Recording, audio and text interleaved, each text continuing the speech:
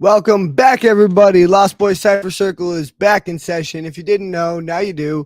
This is a show where I bring artists of all kinds, whether they're poets or writers or singers or just storytellers or painters or whatever it is, or if you just want to come on here and have a conversation, we have a whole show dedicated to that. In fact, it's a really great place to come and get your thoughts and your feelings heard, judgment free. It's a really chill environment. I try to make it like we're just hanging out, friends in a living room. As I say, it's our weekly therapy session. It's a lot of fun. It's a great place to connect with your fellow artists and get some great feedback. So if you want to come on the show, message me on Facebook at Dylan Lawler or email me at lostboy420x@gmail.com. That's Dylan Lawler on Facebook or lostboy420x@gmail.com. And make sure you go follow us on all platforms. Most social media platforms. We are still working on Twitter and we are now on Instagram though. So go follow us on Facebook, Instagram, and TikTok. And then you can watch the podcast anywhere you find podcasts, such as YouTube. Tonight will be streamed live on YouTube, Facebook, and Instagram. And then tomorrow I will post the podcast on Spotify, Apple, iTunes, Google Podcasts, Amazon, Audible, iHeart, Pandora, and anywhere else you find your podcast. So make sure y'all go check that out. And make sure you keep a lookout for our sister show, Deep Cuts. It's the show I was talking about. It's kind of dedicated to just coming on and having a conversation. I bring artists on one-on-one, and we get to go deeper into their minds and kind of figure out how they tick. It's a lot of fun. Go check out some of the past episodes we've done on the channel and some of the clips we've put out. And also keep a lookout for our outdoor adventure vlog with me and my producer Brandon over here. We strap a GoPro to our chest and we go out in the great outdoors and we hunt and we fish and hunting's a stretch. We haven't got our hunting license quite yet, but we fish, we hike, we camp, and we do all sorts of fun stuff. So make sure you keep a lookout for that. And also, if you want to donate to us, anything from 10 cents to $10 really helps. Cash App, Venmo, PayPal, LostBoy420X. Don't forget the X like X-Men, or you will type in someone else's cash tag. That being said, before I get into the show, as I always like to say, because this is our therapy session, this is our place to be ourselves and express ourselves. Sometimes we get into some triggering topics, and that is not meant to upset anybody by any means. It's, like I said, a way to express ourselves. But if anybody is triggered at any time, whether it be audience or artist performing, feel free to click out at any time. No one will fault you in the slightest. We're here to have fun, but there is the trigger warning. And also, because this show is primarily based around mental health and just reaching out to help people and other fellow artists and let them speak their truth and let them get what they have on their chest off of their chest. Sorry, we got a little bit of echoing. We'll fix that in a second. It's a place to come get stuff off your chest and be yourself and express yourself. And we can't do that if we're staying silent and we're locking it all up. And that's what we tend to do when we fall into a dark place. So I like to say, reach out to people. There's someone in your life, whether it's your mom, your dad, a coworker, a friend, your cat, your dog, somebody will listen to you, and probably not your cat or your dog, but somebody is willing to talk back. I will talk to you any day of the week. If I'm not at work, obviously I love helping other people and other artists. There are many other artists on the show, that are regulars that feel the exact same way I do. And in fact, one of them, she does like tarot card readings and energy readings, and really helps people that way. She's helped out a couple artists on the show. So reach out to people. Don't keep it locked up inside. Don't shut it all in, because there is someone who will listen, and there is someone who feels the same way you do, even if you don't feel like there is. There's also some professional hotlines you can reach out to, such as lifelinecrisis.com. They have some resources and professionals on hand to help you. That you can also text their 988 hotline. Again, professionals on hand to help you and give you some guidance. There's also betterhelp.com, which they hook you up with an online therapist, and if you don't, like I said, the hardest part about being in that place, you feel like it's hard to talk to people. And the good thing about BetterHelp is if you find a therapist that you're not comfortable talking to and you don't really vibe with them, they will switch it out free of cost until you find someone that you do connect with. So make sure y'all go check out BetterHelp. If you're looking for some therapy, I've heard it's one of the cheapest options out there. It's not a paid sponsor or anything. It's just a resource that I found for some people to get some help. Sorry, it's a mouthful. That being said, let's get on with the show. If you want to ask us anything, drop fire emojis, fire trucks to put them out, anything you want in the comment section. As always, comment section is open. We've already got a few comments rolling in from Brittany somebody. But thank you for commenting. Thank you for the support. Let's get on with the show. Our first guest tonight is our most regular guest. He's, like I said, almost my co-host at this point. I've said this on a couple shows. He's just, a foundation of this show, and he's helped me so much with not only my craft, but my personal issues and the shit I got going on, and vice versa. We message each other all the time. Great friend of mine, great artist, just a great dude. It's a great time, and it's an honor to have him every time he's on here. Please welcome Mr. Cage C on Plays Flyer and get him up here. Y'all can go follow him on TikTok at CageC790. Like, you don't even notice my look is corrosive. It hates the emotions contorting the curses. Speaking aloud to the anger, each word as long as 9 millimeters. I'm speaking to creatures whose features are leeching. I'm breaching them bangs. The sound so contorted, components are breaking. Like, you don't even notice the throat is burning, the crocus it's leaving. That anger condensing, leaking a spit from the brain, creating my rain. You don't even notice the acid it brings. You don't listen to reason. Okay, fine. Immaculate visions, my eyelids are open, I'm seeing the time, this contract is vivid, I'm seeing the lines, I know where to sign, inadequate lesions causing this pain, it doesn't hurt when I lie with the devil, I'm eating all of the fruits, my proof is the knowledge, my proof is the paper I use to master the mind.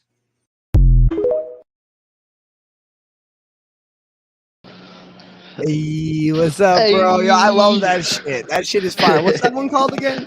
I don't even remember off the top of my head. I'm drunk. I ain't gonna lie, I'm drunk. That's Anger. I named that one Anger. Anger. All right. Well, yeah, that fits. That fits. I like that. Bro. That shit's fire. That's a good way to come in too with that flyer. But how you doing, bro? I'm doing fantastic. Phenomenal. Yeah. Me too. Feeling great. I mentioned this to you I think before the show, but I quit my job and I said Daddy sponsor. to go fuck themselves, politely and professionally, of course. Fuck them guys. Yeah. So I'm out of there. I'm feeling good too, bro. So about to be a good show. Hell yeah, bro. Get it lit. Yeah. Well, most people know you, but for those of us who don't know you, if you want to tell us who you are and what you're about. KC. I do just about everything. I can do poetry. I could come on here with poetry, but I like to write music. I'm schizophrenic. A lot of my music is based around that schizophrenia. A lot of metaphors is based around schizophrenia. If you really pay attention, it kind of like all of my stuff kind of ties in together if you were to actually listen and go back to shows and et cetera, et cetera. But other than that, I like to write. I like words. I like the concept of words. I like the art of words. Words can mean so much more. Weapons amount to nothing whenever you will have power and your words mean something. I like that. That's a good way of wording that. Hell yeah, bro. Hell yeah.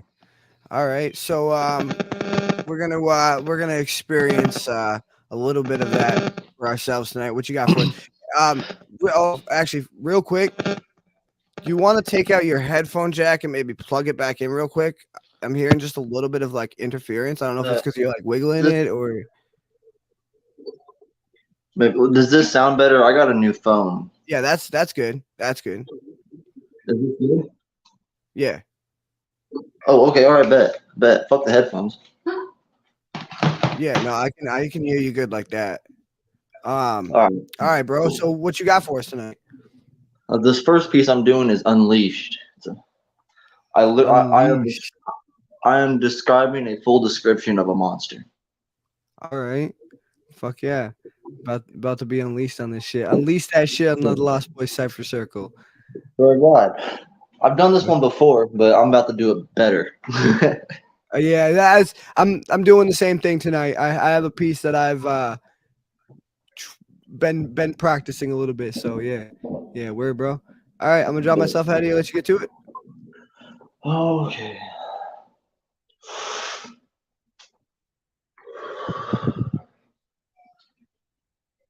The beast unleashed, release the feast. Go find your priest, at least pray before you're beat. Before you take a knee, you bow your head and say your piece. You pray to God, he holds the leash. I breach the peace. Chaos pursue the weak through the streets. Beat I breathe. Beat I breathe. Get the keys, unlock the chains, and cut the rope. Hear this howl shackled down. The sound is pain that's found its way through the sane a game it plays. His voices say you reach the peak. The blood you leak from enemies, soak it up and breathing the amphetamines. Infest the scene. In fact, manifest your fangs, sink the venom in their veins, overpower their mistakes. Release the leech, born to teach a beast to feed. Hunger relentlessly, its domain is bones and brains. If contained, don't look its way, it'll split your tongue and make you snake. See through fake, breathe flame, seize the beat and find retreat. You watch your thoughts, they'll sleep and wheeze, catch a breath. Before you later rest down this nonsense in your conscience till confusion is just the illusions. Plain illusions of body contortions, your figure contorted like you're pre-aborted and snorted through a tube. You see I roar a plague that soars airborne through your jugular. Before these horns born from torn ligaments bore into your lungs and you find it hard to breathe, so hold your breath. The beast unleashed has come to feast. Severed heads and spoiled blood fills the soil till it's mud. A poison grudge when I tell you it's a bite, not a nudge. You'll fall victim to a vicious pace. You see, I hunt for game. I'll watch your body turn to waste. Basic trash you ain't worth the taste. Leave your body with no trace. Keep you in the dirt and jerk and jerk and jerk and jerk and jerk until your head don't work. Till every twitch becomes obedient. To my every twist, your name will blend to pieces and your title lost to the wind. So unleash the beast within my pen. See the world start to spin. See your spirit leaving through a portal on my welcome mat. Step inside this brain of mine and see the monsters out my mind just in time for you to find this endless hunger for this pet of mine. Treachery served brilliantly. Work with me and find your body cut exclusively, complete with the neck turned vividly 180 degrees with gash wounds and fang prints, the ground tinted from red to orange like old stains. You can obtain victorious without containing glorious. I walk through bullets you don't. Whoops. I walk through bullets you don't have to miss. I'll shred you down and make you mist. Must you have to test my grit, a simple spit that integrates a parasite. You lose your mind, I'll grind the dust and roll it up. I'll smoke your soul and combust a beast. Release the feast and hook the leash, unpin the gate. Feed your brain to his gaze. Read the signs, you're dead today. Read the message, I don't play and control the hate. If you run, it's too late. If you hide, I'll take my time. It's my pride if we fight. It's obvious you bring a knife. You cut me open, I'll come back twice. I cannot die, I'm infamous. A trick I fib to pin your lip to mine. One last kiss of poison bliss before I leave you laid beside the earth. Listen to my voice's birth. Two eyes, but I open the third to see past the word bomb and strike down these comets and hit the earth. I wield hellfire but conceal the chaos till I'm pissed off. But with the leash off, I'm the beast unleashed. So watch your feet the ground. You stand my break to sand. I'll pull you under to my pin and start the feast. There's no defense. I'm on offense to contend my position, so listen for my growling. Afterwards, don't make a sound. I'll interrupt, I'll tear you down. I'll find your voice, I'll mute the sound. You made your choice to poise your luck. With the beast and leash, let's start the feast. Damn. I messed that shit up a whole lot, bro. I messed that shit up. God damn. Unleash the beast is right. Let's start that feast, bro. Fuck yeah. God damn.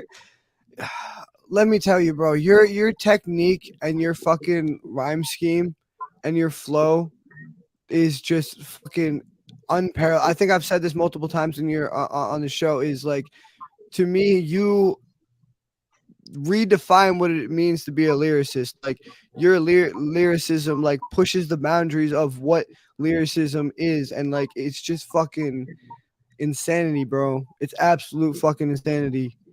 Yeah, I appreciate that. bro, my favorite. I don't know if you added to that, but it seemed, or if it was just like the way you paced it out, but it seemed longer than last time, and it seemed more full, and like I was like catching every line deeper and processing it better.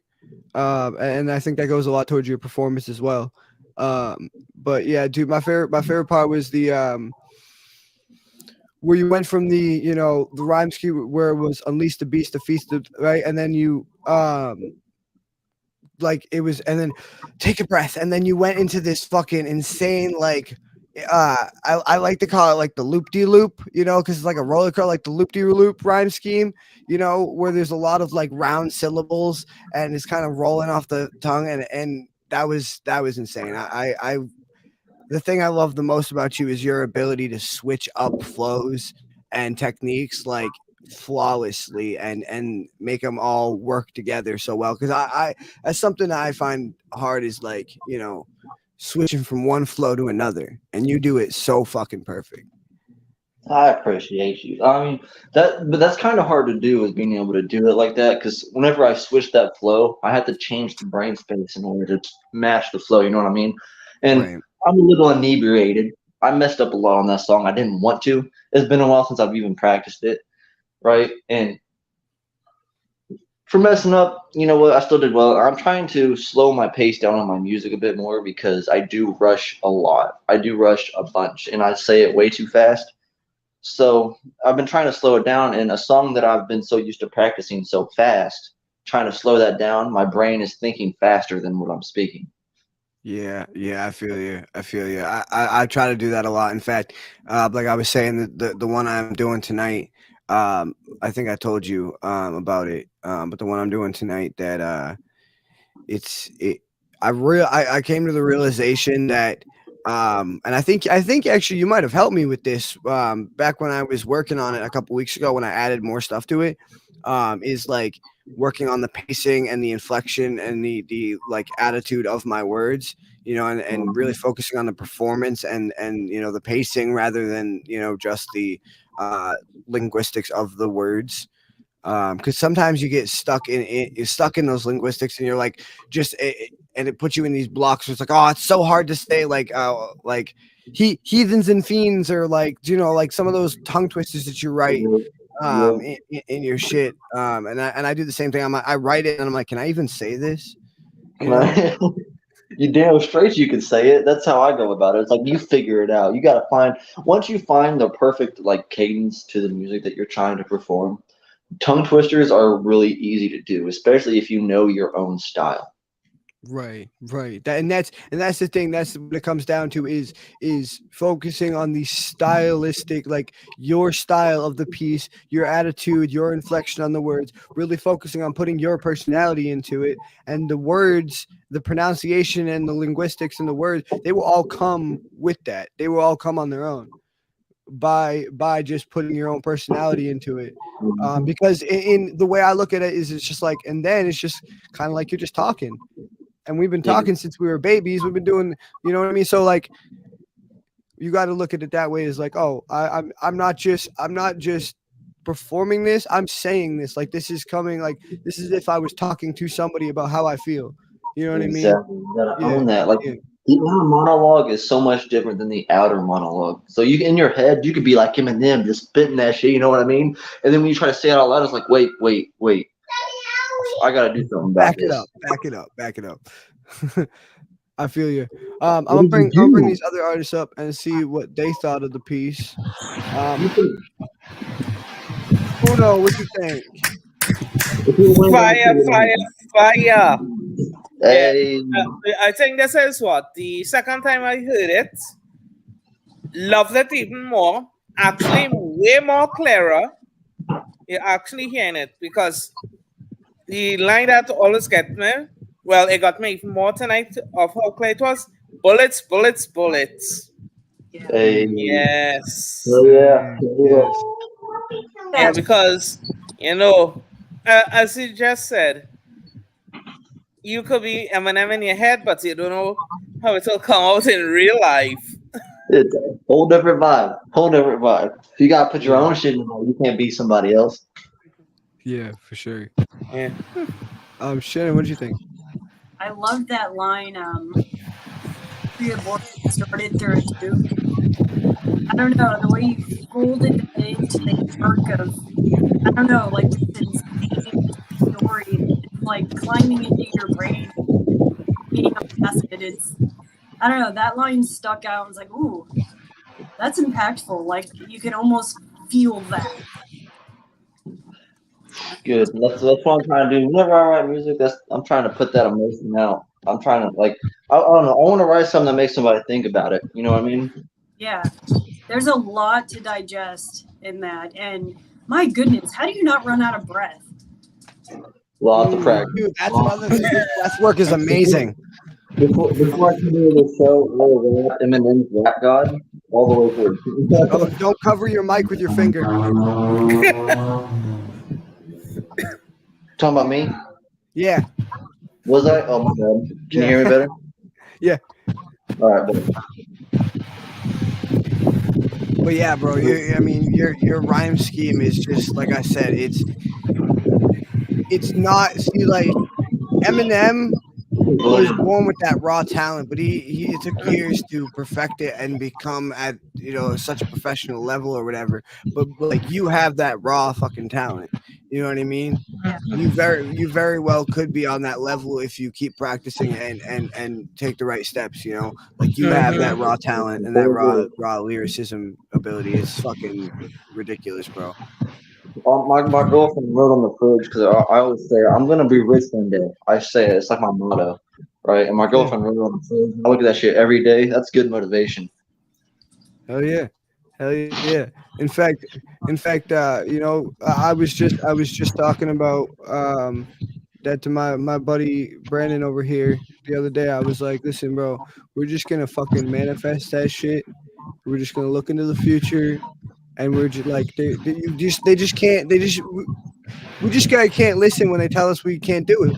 Like fuck what anyone says. We're just manifesting. It is gonna happen. Not if it happens, when it fucking happens. That's how you gotta look at it. When it happens, when you know what I mean? And like you gotta manifest your own future. That's what it is. Open mic nights. What's that? Do you do any open mic nights? Me or Caleb? Caleb. No, I don't. This is the only show that I do things live on. Once I get a beat and all that, you'll see me around. No, because the world need to hear that live. I know, like in Kansas City, they would eat you alive. I mean, they would be tossing you around from venue to venue. Because I'll travel for money off of it. Yeah, that shit would be. I mean, like, see, that's the problem with me is like I live in one of those like small towns where there's not many like people around. There's not many places to go to do live events and stuff like that.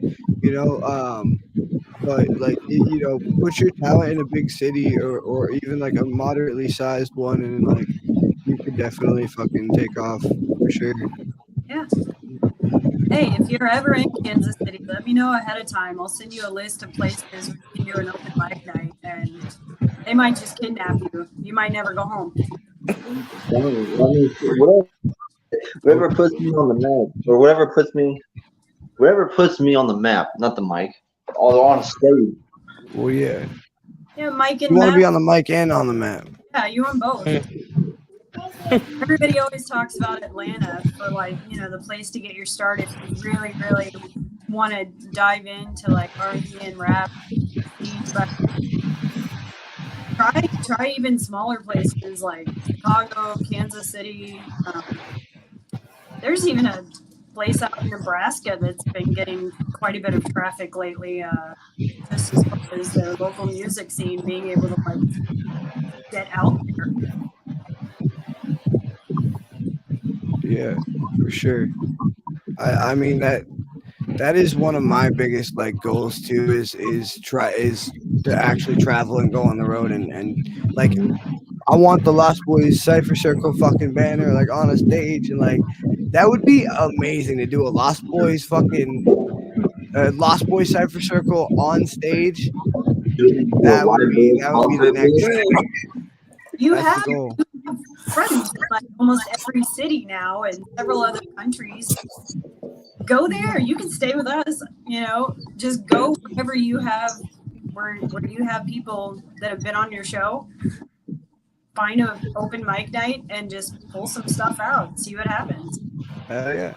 Yeah, no, I've been trying to branch out a little bit, at least on the internet as much as I can. I've been doing a couple open mics here and there. Like I go on this New Eurekan Poets Cafe, one every Thursday night, or not every Thursday night, but I try to get on there as many Thursdays as I can. And they're a really good show, a really good show. I actually had their host on. It was either no, not last week, but the week before. Really good show. But yeah, I mean, networking is one of the most important things for sure. But yeah, man, thank you for that piece. We appreciated it. We'll catch you again in a few minutes for your next piece. That was awesome. I'm excited to hear y'all. All right. Can't wait for the other one. All right. That being said, our second guest was supposed to be Emmanuel. I'm not sure we lost him briefly. I'm not sure if he will be logging back in or not. But that being said, we're just going to move on to our third guest, which will now be our second guest, Miss Shannon here. Miss Shannon Province is a fictional author. She's one of our best, one of our most talented, one of our nicest and kindest people that we have on the show. It's a pleasure to have her every time she's on. She just lights up the room. It's amazing. And she's got just great intellectual things to say every time we bring her up for, questions and comments as well. If you want to follow her, you can go follow her on Facebook at Shannon Province. You can follow her on Instagram at gcoffee61 61381. That's GEE Coffee 61381. And she sometimes does beta reading for her work. And if you want to get in on some beta reading, you can email her at gcoffee at gcoffee61381 at hotmail.com.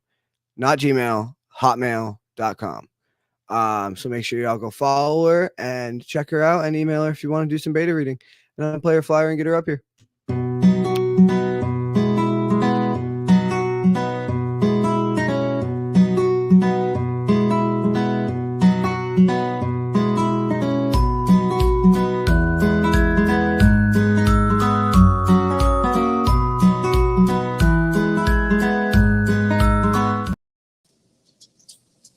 Hey. That flyer still cracks me up. It reminds me of The Sims. All the music. Yeah, I feel like I should have one of those like growth the little diamonds charts over my head. Yeah. Well, maybe we do. Maybe this is all a simulation, and we're just like part of some kid, like some alien species. They're in their basement right now, and they're just like, playing The Sims. Yeah, I actually heard a theory one time that anytime we have peace on Earth, it's because the aliens' mother called them for dinner. That's awesome. Yeah, I love that. That's a great way. By the way, I don't pay you enough to say all those nice things about me, so just shoot me your Venmo. It's good for the self-esteem. It's Brandon, can we get it up on the screen for those curious?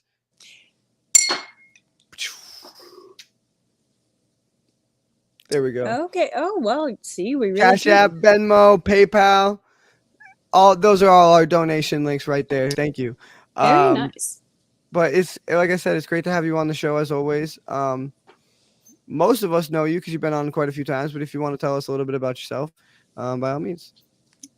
Pretty boring. I write stuff sometimes. I'm a CNA and hospice worker, and so sometimes my writing and humor can get a little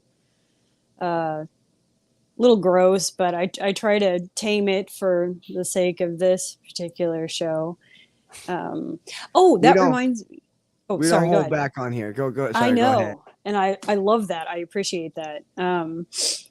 So on that note, this short story. It's a short story. It's a teensy bit long. I'll try to read it quickly. No, that's fine. Don't rush yourself. We were just talking about pacing, and pacing is very important, even in storytelling, especially in storytelling, actually. Well, the second part, well, I guess chapter 2. They're not really chapters, but chapter 2, I'm just going to put a trigger warning out there. There are references to graphic violence and a sexual assault. So anybody that might be triggering for, I'll say it ahead of time. Just go ahead and turn it off for a minute or two. Even when I was writing it, I was like, I'm going to try to hold back on this a little bit, but put just enough in there to do what it's supposed to do for the story. But yeah, so trigger warning. I apologize for anybody that might be a little overwhelmed on that particular part. I do have some artwork for it. Can I show it really quick? Oh, absolutely. Absolutely. Okay. So this first one, this little fellow is called Spirit, the little fellow. I don't know how to. He is. Oh, he's cute. I like it. Yeah. He's kind of a twisted little character. He's one of the characters in this story. It's like a little baby, like a hairless vulture or like featherless vulture or whatever. He is a sparrow who's a baby. Okay. And he's a baby. And this is Lord Snip Snip. Lord, I love these names. These are the best. Lord Snip. It's a crab. Is it a crab or a lobster? He is a crawdad. I think they call him crawfish in your neck of the woods. Oh, okay. But he's a crawdad. But he is a crustacean. So this story is a haunted fairy tale, and my friend Megan lovingly said it's like a Disney story on crack. So that kind of gives you an idea. Yeah. Yeah, I'm excited to hear it. I'll jump myself out of here and let you get to it. What's it called? 2 Miles from Home in Another Universe. All right, cool. And I'm trying to stall slightly because it's still not pulled up on my computer. Okay, there. You're good. I feel you. I do that all the time. I try to have things loaded as best as I can, but it doesn't always. I'm slow. Okay, so the prologue is the name on the prologue is kind of funny. It is 7.19 by 10 to the 18th power times 1,000 joules equals 7 times 10 to the 27th power. Huh. All right. Well, that's interesting. Let's get into this. Okay. She collected what felt like the last of her energy and whispered, "Burn it." As if the decision had been made on its own, Catherine found herself replying, "I think cremation." Lexi watched as her mortal coil unraveled and sizzled in the pyre. With every atom combusted, a blast of energy, her energy, equivalent to 0.00000000002 kilotons, was unleashed.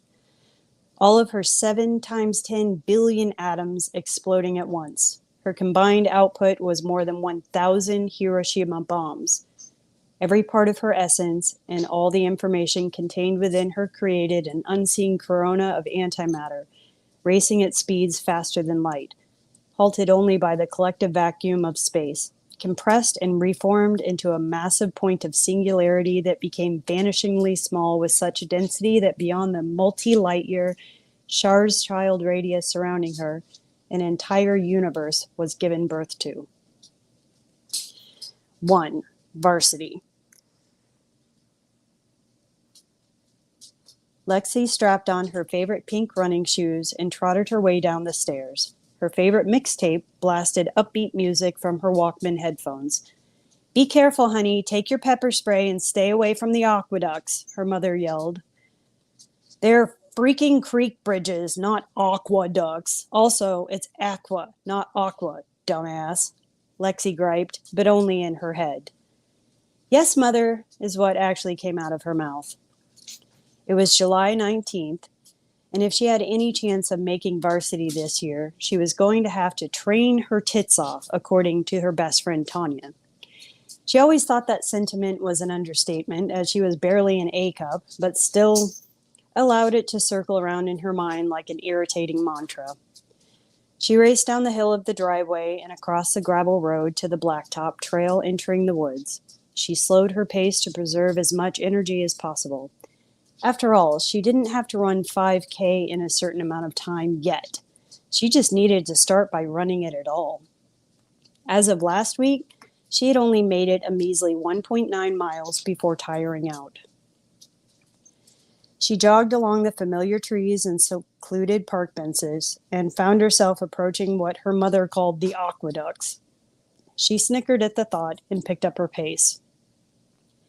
Just before reaching the opening to the tunnel over the creek, she remembered that she had forgotten her pepper spray. A sudden, irrational fear struck her and made her legs go rubbery and numb. She stumbled to the right and slipped in a forward motion over a loose stick, slamming her forehead on the walkway railing in the process. As she struggled to arouse her knocked-out breath, her eyes focused on a sharp chunk of rock sticking up several inches over the surface of the creek. Brown water swirled angrily around it. Lexi shivered, then slowly pulled herself to a sitting position against the rail. "Damn it, that was close," she muttered while inspecting the damage. Her forehead was tender and her right hip was throbbing slightly, but her ankles and her knees felt fine. "Back at it, A-Cup," she proclaimed. She started off slowly, but soon found her pace again, feeling less and less pain in her hip with every step. It was as if some other force had taken over her body, projecting her faster and faster through the wooded trails. When she eventually finished the B-side of her mixtape, she decided it was time to turn around. With a newfound sense of pride, she calculated that minus a brief break after the fall, she had run almost 85 minutes / 8 miles. Never in her life would she have imagined running this far. Going home was the total opposite experience. Every step felt heavier and slower. Every joint in her body screamed out in pain. She started to wonder if she had drunk enough Electorade before leaving home. It seemed like a lifetime had passed since she had left, and another lifetime before she saw the familiar curve of the trail towards the creek. A merciful second wind blew through her. Her legs started flying painlessly once again. But as she approached the tunnel, she felt her spine go suddenly cold and goose flesh spread across her arms and legs. "Shake it the fuck off, A-Cup," was the last thing she thought before he tackled her to the ground and smashed her skull in with a rock. 2. Charles in charge. This is the trigger warning. Charles perched himself, knees to chest, on the same park bench for what seemed like the millionth time this summer, waiting and watching. As he waited, he witnessed the morning sun peek through the rising mist between the cedars and oaks. He watched as birds lit upon emerging bugs and worms along the water's edge. He gazed at the muddy water as it swirled lazily around the stone protruding from the creek bed, just under the bridge. "Perhaps I could pry that stone out with a stick," he pondered. He slowly uncurled himself from his awkward position and made his way towards the tree line. He first selected a long, gnarled limb, but quickly realized it was full of termites and tossed it aside. Next, he selected a thick, wand-shaped stick slightly longer than the length of his arms. This might work, he mused. The stick also doubled as a perfect trekking pole as he made his descent down the rocky embankment. Twice he had lost his balance and would have fallen headfirst into the creek if his new lucky stick hadn't caught the weight of him. He finally reached the bottom and found himself absolutely transfixed by the rock. He envisioned the way it would feel in his hands just before he smashed it into the face of every girl that never noticed him in school or rejected a drink from him in the local watering hole. He imagined the stunned look on their stupid, stuck-up faces as they realized the thousands of dollars their parents had spent on braces and teeth whitening was about to become a wasted venture. "Tell me to get lost now, you stupid bitches," he said aloud as he squished and slopped through the subtle current towards his weapon. "I'll tell you what's lost, your fucking smart mouth, just after I blow my wad in it. From now on, I do the fucking talking. I'm in charge now." Charles began by trying to simply wiggle the rock loose with his hands, but it was too firmly planted. He proceeded to attempt prying it up with his lucky stick, with only slightly better results. He resorted to using the thicker end of the stick to dig away the mud surrounding the rock. After several minutes, his efforts proved to be paying off. as the rock was beginning to loosen in its sedimentary socket. He rocked the stone back and forth in the mud and almost had it free when he heard the familiar thudding cadence of running shoes. "God damn it," he hissed, and trudged to the relative safety behind the tunnel wall. "Perfect," he thought as he watched Lexi stumble over the discarded termite stick. He tried to estimate how long it would take him to reach her from his vantage point and wondered if he would have to abandon his weapon in favor of his own bare hands. Before he could finish his thought, she had pulled herself to a standing position and was poised to run away. It was too late. This must not have been the one. There will be others, there always were, but she seemed so perfect. She was just the right size, small in stature, so idiotically oblivious. Oh well, next one. Sometime later, Charles finished the extraction, marveled at the sheer weight of the rock in his hands.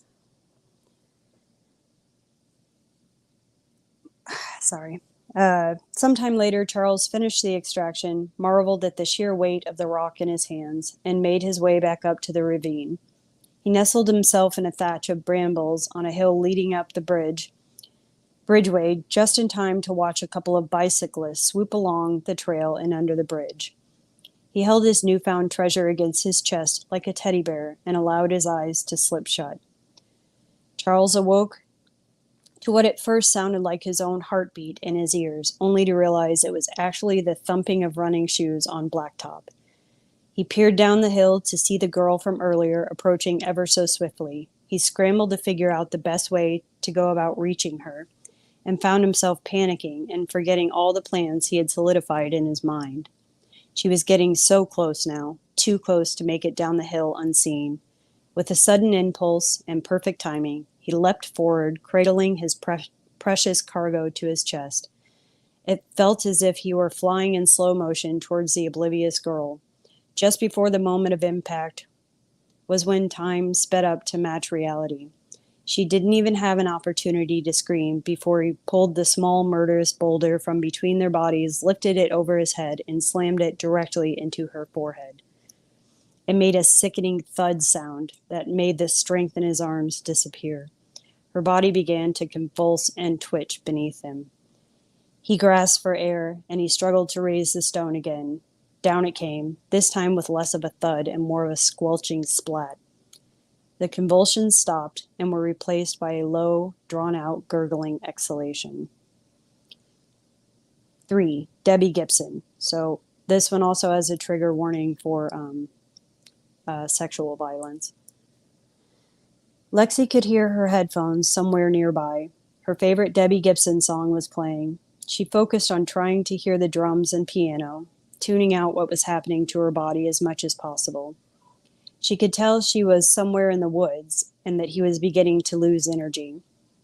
Soon, he'll bury her, or even worse, burn her alive. She was too fear-stricken to dare move so much as a finger, so she just laid there and listened to her distant Walkman and his grunting breaths. Pain came in waves and disappeared in the same manner. The time passed infinitely slowly, but eventually he stopped, stood up, and zipped his pants. "I fucking hate Debbie Gibson," he whined, then kicked her in the ribs. She stifled a scream, but still made a slight wheeze. "I'll be fucking damned. What a little trooper you are," he marveled sarcastically and unzipped his pants again. He attempted to insert his shriveled limp phallus into what was left of her mouth, but what was left of her teeth were clenched too tightly together to make any real headway. He settled for pissing on her face instead, then proceeded to drag her by her arms through the wooded area over the blacktop. Once at the railing, she could feel his boot against her shoulders, shoving the upper portion of her body under the lowest bar and off the edge of the concrete. Her head dangled loosely over the rushing water before another firm push of a boot to her hip forced the rest of her body to go over. The world went mercifully black before hitting the rocky embankment below. 4. Mother. Lexi awoke to the sound of rain and thunder. Miraculously, she could see again. Every bright flash of lightning illuminated the tunnel around her just long enough to make out where she was. She felt absolutely no pain at all, but she was freezing cold. She couldn't remember ever feeling this cold in her life. She tried to wrap her arms around her chest in a self-hugging position, but found that she could not move her limbs. Icy cold water whooshed around her head and body and slowly started pulling her towards the other side of the tunnelway. As her body spiraled its way to the opening, the speed at which she was being carried increased considerably. The shock of cold rain greeted her once outside. It pummeled her face and chest like wet bullets as she swirled uncontrollably further downstream. The night sky flickered into existence, then disappeared, leaving imprints of treetops in her vision. Her body smashed over rocks and tore through debris. The current seemed to be growing angrier and more violent with every passing moment. She was tossed and turned for some time before what felt like a wet noose seemed to lasso itself around her wrist. Immediately, another lasso snapped around her other wrist, and then again around one of her ankles, causing her body to halt in the stream. Slowly, as if being reeled in by an unseen fisherman, she was pulled against the current and under a low-hanging canopy of brambles to the soft, muddy bank beneath. A glorious warmth enveloped her in all the places her body made contact with the mud. She looked in all directions to identify her rescuer, but could see no one. The lassos around her limbs were, upon further inspection, vines of some sort protruding from the ravine walls. "Hello? Someone?" she called out. "You are safe now, dear. You may rest. Are you warm enough?" "I'm quite warm, but where are you? I can't see you."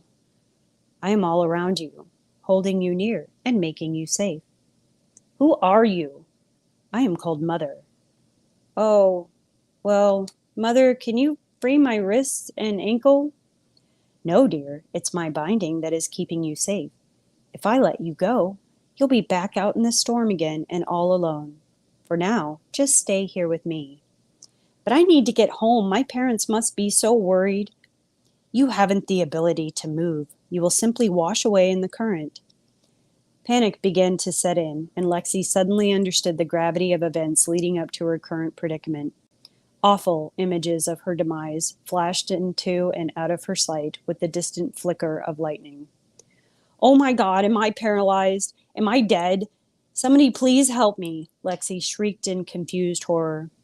Mother, having enough excitement for the night, gently slithered her wooded tentacles around Lexi's neck and into her mouth, silencing her immediately. 5. Snip. Lexi awoke to the sound of leaves rustling in the breeze and birdsong. Through the twigs and limbs of the canopy, she could see emptiness and soft blue skies. The air smelled of wet earth and greenery. Somewhere close by, she could hear a faint snipping, clicking sound. Something about the noise irritated her and made her mentally want to vomit, though her stomach seemed to have no reaction. She turned her head towards the noise and, to her horror, watched as a stout brown crawdad snipped a chunk of flesh from her perlicue off with his foreclaw and stuffed it into his mouth. "Stop that!" she screamed. The bugfish jumped a little and spit the mangled flesh out. "Oh, sorry," he said while attempting to stick the skin back where he had extracted it. "What the fuck? Are you for real?" 1,000 apologies, human. I thought you were gone." Lexi then noticed the state of her hand. Tiny bits of flesh were torn away and tendrils of tissue, barely hanging to the bulk of her, floated in a small muddy pool of water surrounding her right side. There was no blood and no pain, so she surmised that she must be dreaming. "Of course crawdads don't talk," she thought out loud. "Well, no, that is a misconception that I would think that at this current juncture one would release from one's mind." Lexi snorted out a trill laughter that surprised the birds out of the nearby tree. "What exactly did you just say?" "Essentially, I pointed out that you should know that crawdads do in fact talk as we are speaking with one another at this very moment." Lexi succumbed to another fit of delirious laughter. "What a stupid dream this is," she cackled. The bugfish scoffed with an audible dwomp and disappeared into the water. She giggled for some time until the sudden urge to cry came over her. The tears never materialized, but her loud, screaming sobs were enough to solidify the emotion. There, there, girl, that's enough of that, Mother whispered from somewhere, everywhere. I think I'm trapped in a bad dream or possibly even dead. Why shouldn't I cry? Nothing fucking matters, Lexi cried. Close your eyes and hold out your hand. I can't hold out my hand and you know it. Why are you torturing me? Mother's vines loosened around the girl's wrist and began to slither up her arms. Please don't shove those down my throat again, she screeched. The gnarled ramblers arched on both sides like snakes poised to strike, whipped towards her eyelids with a startling crack, and then retreated down to her wrist to resume their previous position. Lexi was too afraid to open her eyes when she felt a light plopping thud on her chest. I'll leave you two to get acquainted, Mother echoed. 6. Bird Song. Hello? Hello, new friend, chirped a tiny voice. Lexi peeked through one eye to see what appeared to be a large wad of chewing gum with sparse pin feathers stuck in it, and possibly the profile of a tiny, misshapen beak. The creature waddled its way to her clavicle and patted her chin with its bony boomerang-shaped arms. You awake in there? It implored, then hopped spryly onto the bridge of her nose. Lexi opened both of her eyes wide and crossed them in the attempts to focus on the odd creature perched on her face. It leaned in, tilted its oversized head to the side, revealing a milky blue and black eye, and peered into her eye. There you eye! You got big eye! Don't even think about biting me, Lexi barked. Then the little creature, startled, lost its balance, and awkwardly tumbled back down to Lexi's chest. I no bite. I a good birdie, it chirped as it struggled to rectify its top-heavy body to an upright position. I make flowers for all the hungries in the creek, see? The bird thing fluttered up to a tiny branch in the canopy and rubbed his chin on a lone blossom and inhaled. Ah, smell good like good birdie. See, this my flower. I made this.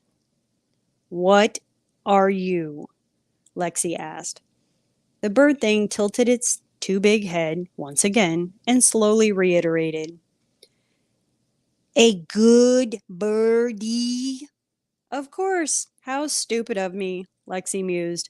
I no bite. I gone like you. Then I feed the creek hungries and mother help me make my flower. The bird pridefully patted the flower with the point of his featherless wing. You get flour too when you done feeding the hungries. You gonna feed lots of hungries, you big.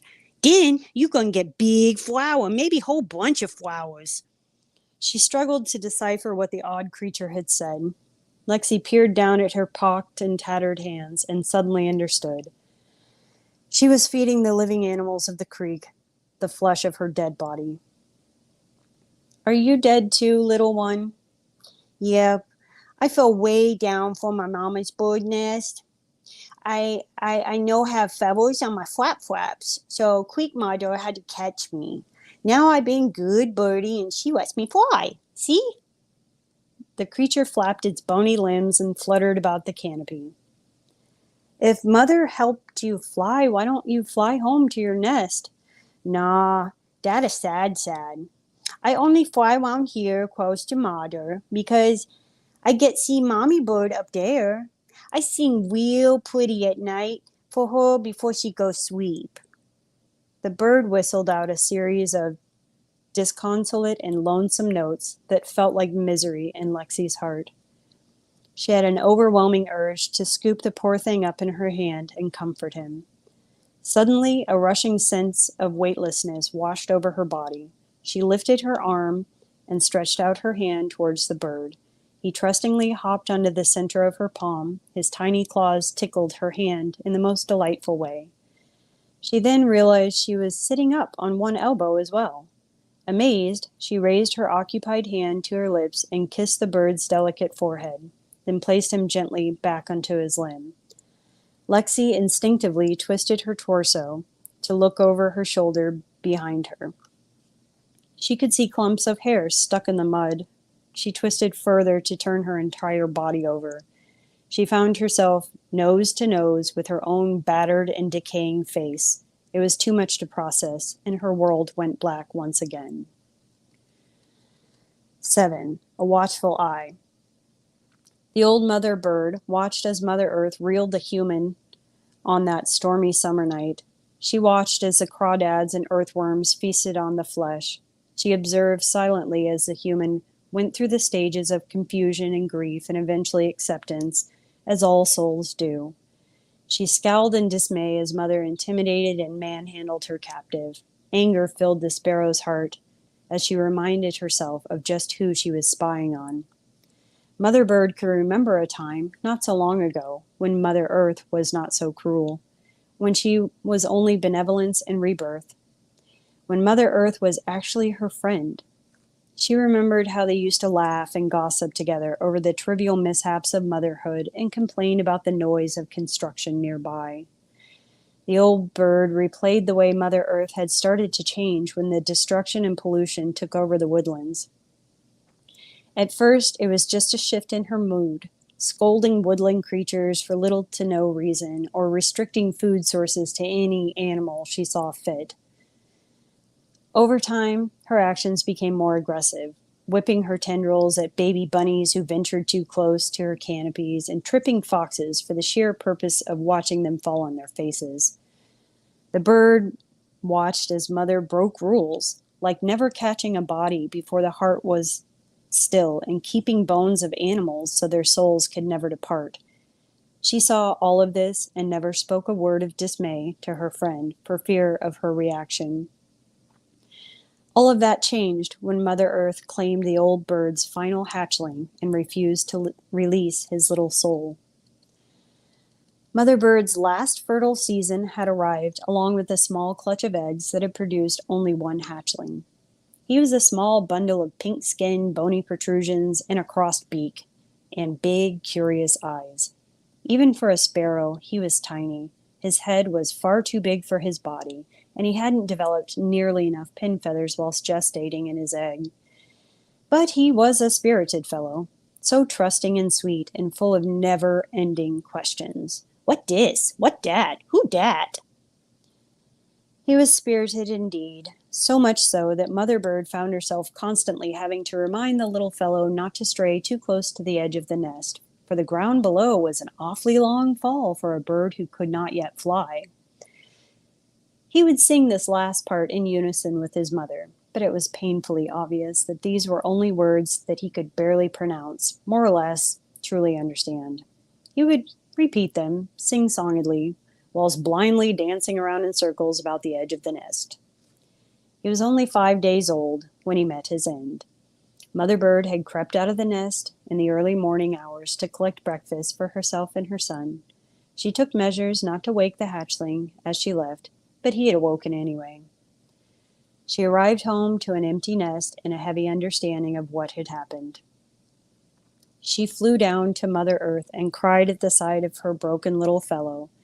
Mother Earth had wrapped him in soft green ramblers and was already dispersing his flesh to the hungry inhabitants of the creek.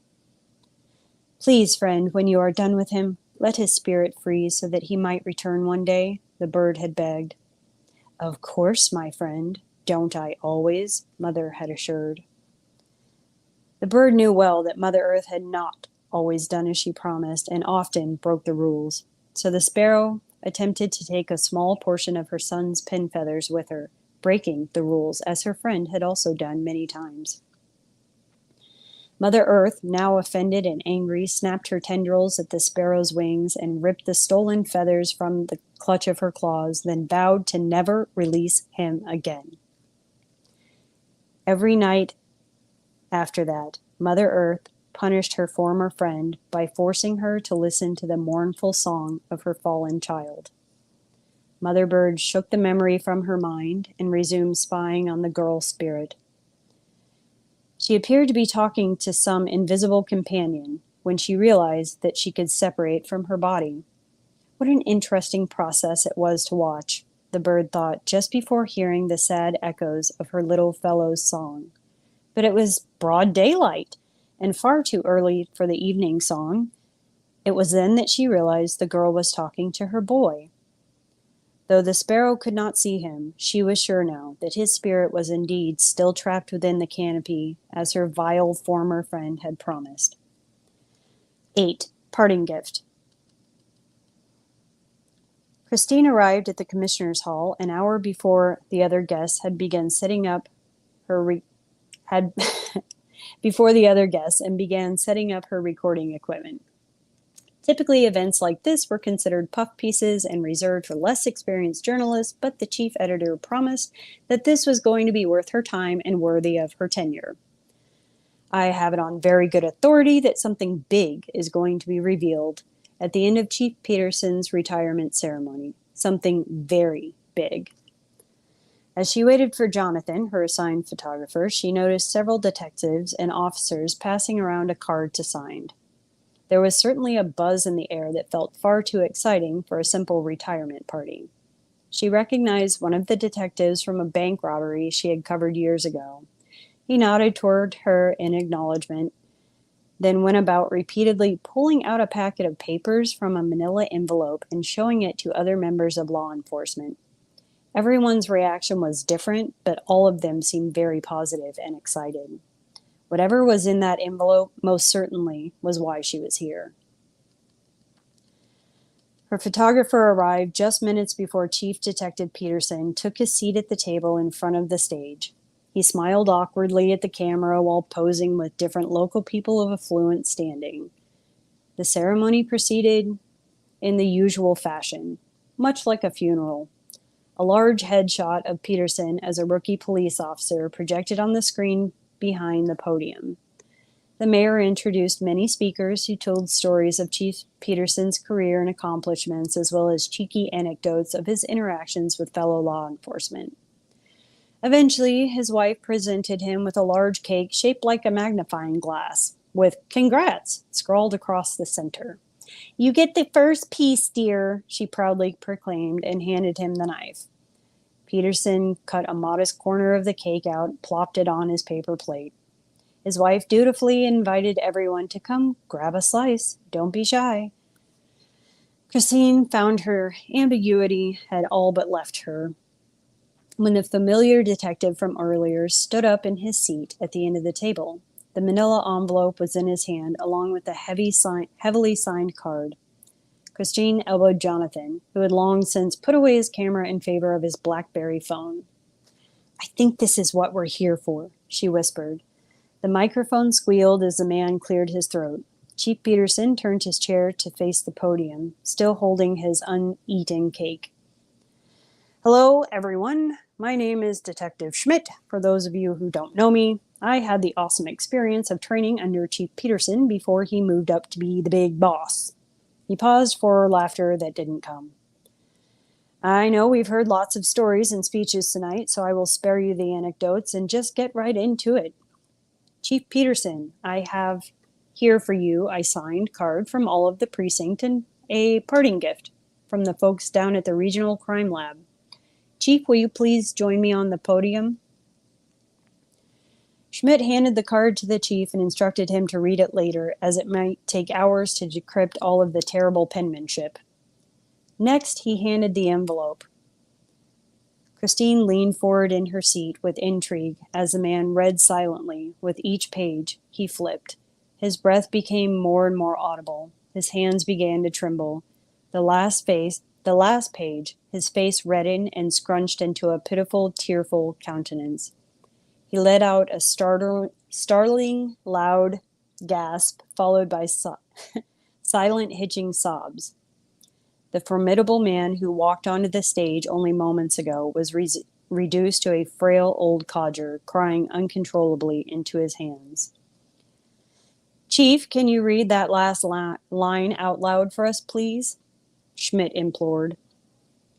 It is with... I don't think I can finish," the old man stammered. At that moment, Catherine Brown entered the stage and approached the podium. Softly, she placed her hand on the chief's shoulder. "May I?" she asked.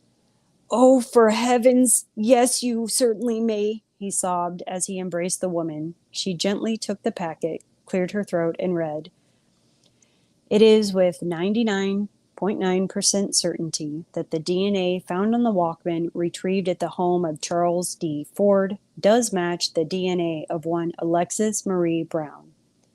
Furthermore, once run through the CODIS system, the biological sample retrieved from Charles Ford was found to be a direct match for 19 other specimens collected from various unsolved cases."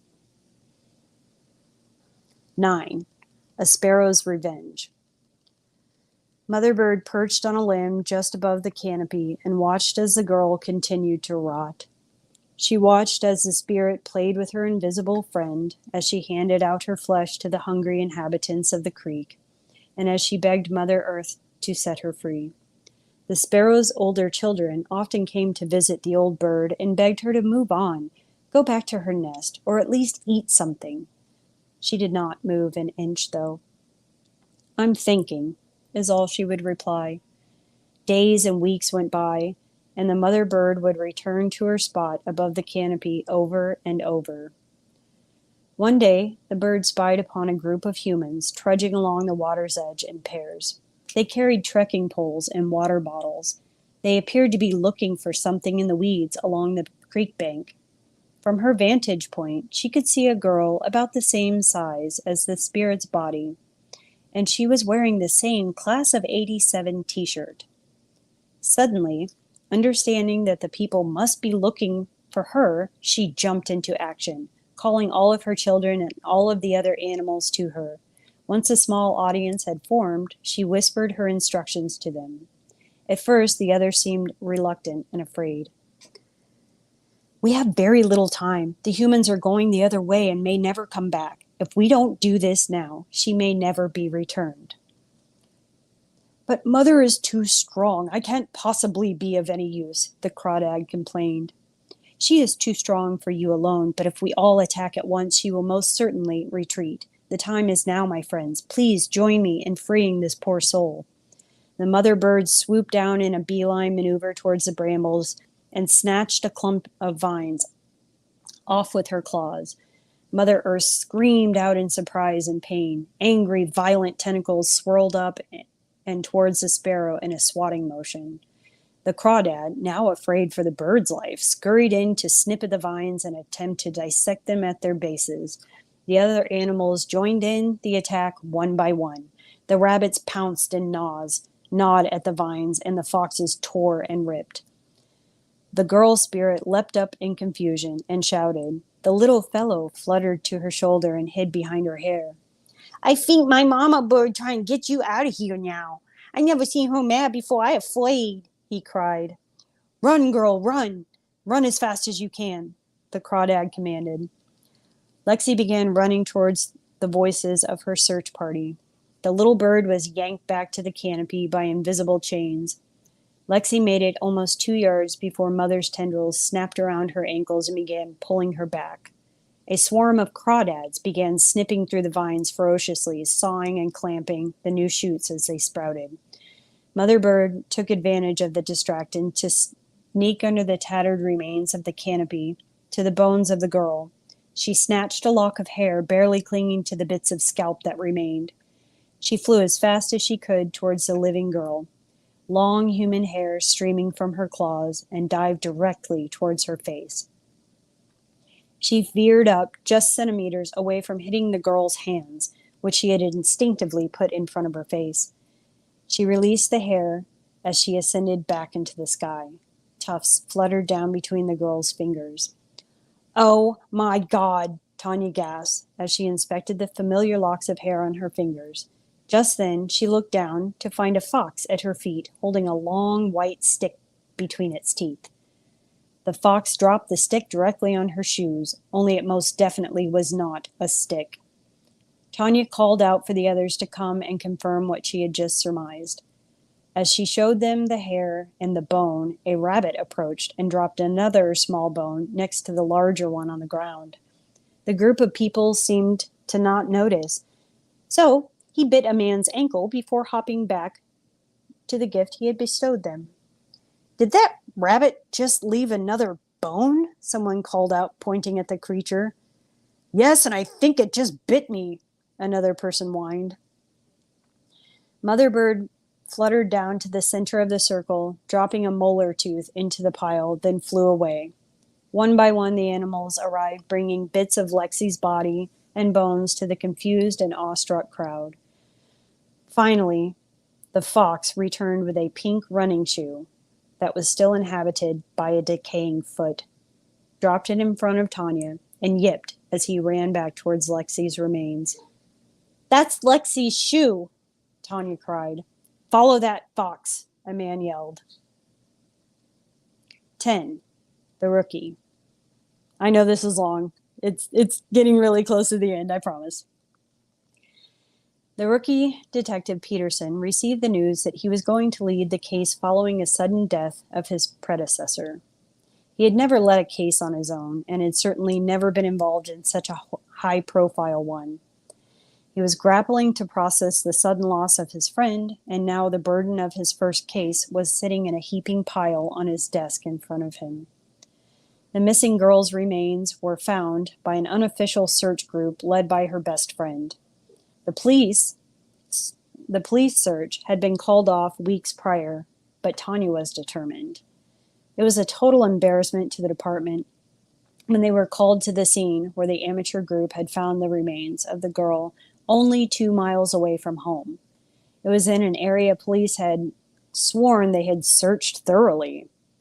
The odd story of how the remains were found was even more frustrating.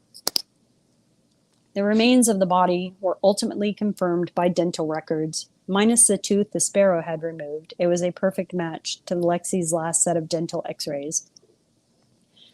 Though the detective discounted the idea of a woodland intervention, he still wondered just how the tooth was procured. He interviewed every member of the party multiple times, and their stories never changed. He dug through the lives of everyone Lexi knew, exposing their secrets and ruining lives and turning friends against one another, but ultimately proved to be of no assistance at all. He studied every scrap of forensics and made sure that everything was saved in biological preservation bags. He interrogated every sex offender within a 50-mile radius to no avail. Years slipped by, and slowly the information dried up. Peterson kept in constant contact with Catherine, filling her in on every tiny lead in the case. Over time, the phone calls began to be just another way to disappoint her. Sometimes he called to simply check on her, especially after Lexi's father died of a sudden heart attack. He attended the funeral and promised the girl's father in a silent prayer to solve his daughter's murder. This was Peterson's first case that he had ever watched go cold, and it broke him in some ways.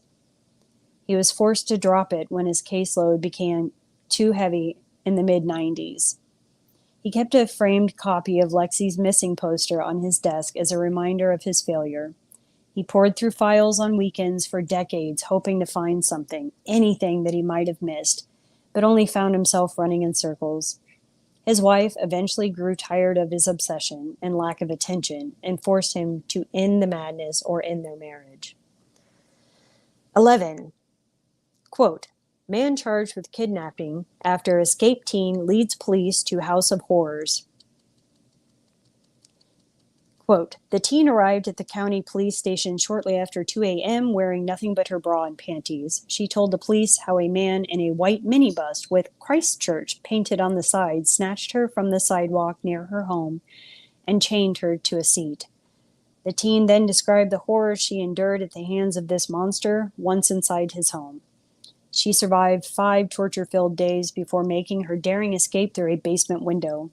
She was able to lead police to his home and guided them to a secret room he had fashioned into a torture chamber. Police have not yet released the name of the man in custody, but have assured the public that they have most certainly arrested the correct man in this case. Excerpt, Daily Register, April 15th, 2007, Christine Clark, Senior Investigative Reporter. Quote, man in kidnapping case revealed to be local pastor, exclamation point, end quote. The man arrested in the case of the local kidnapping has been identified as one Charles D. Ford of Portsmouth Village. Evidence found in homes suggests Ford was also connected to several other unsolved crimes. Charles, also known as Pastor David Ford, has been living at his address since moving here at the age of 20 with his parents in 1987.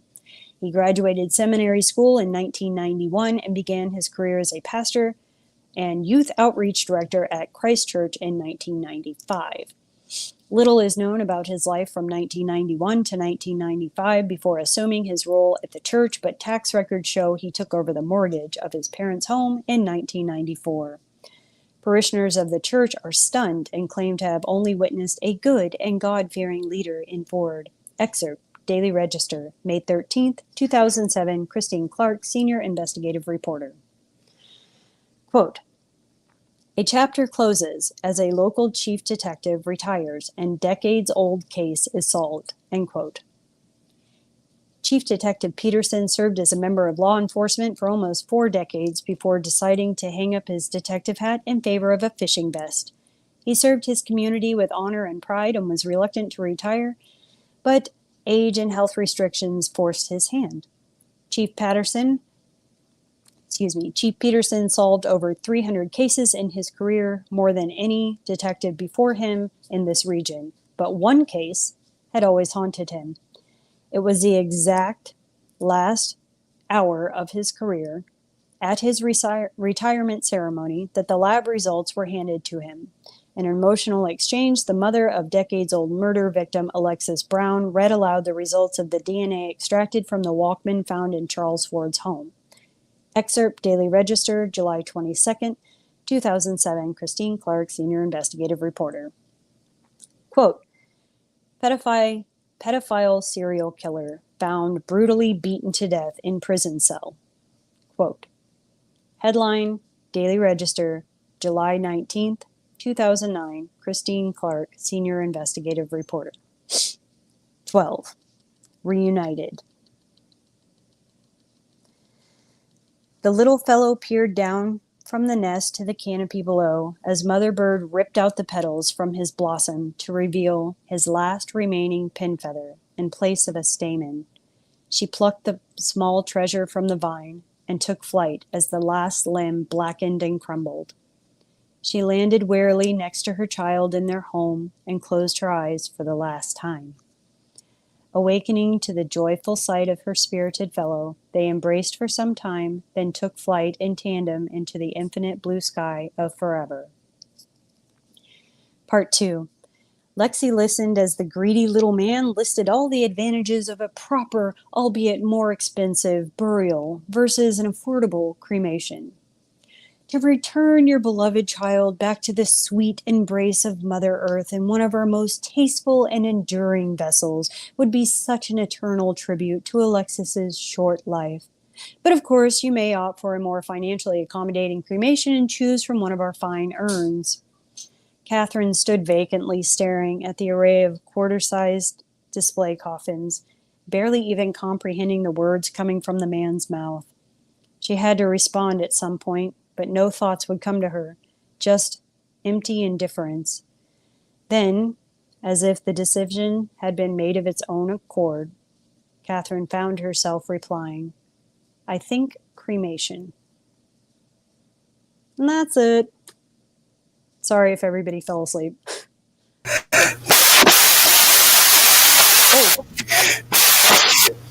Oh, there's a lot of feedback. Sorry.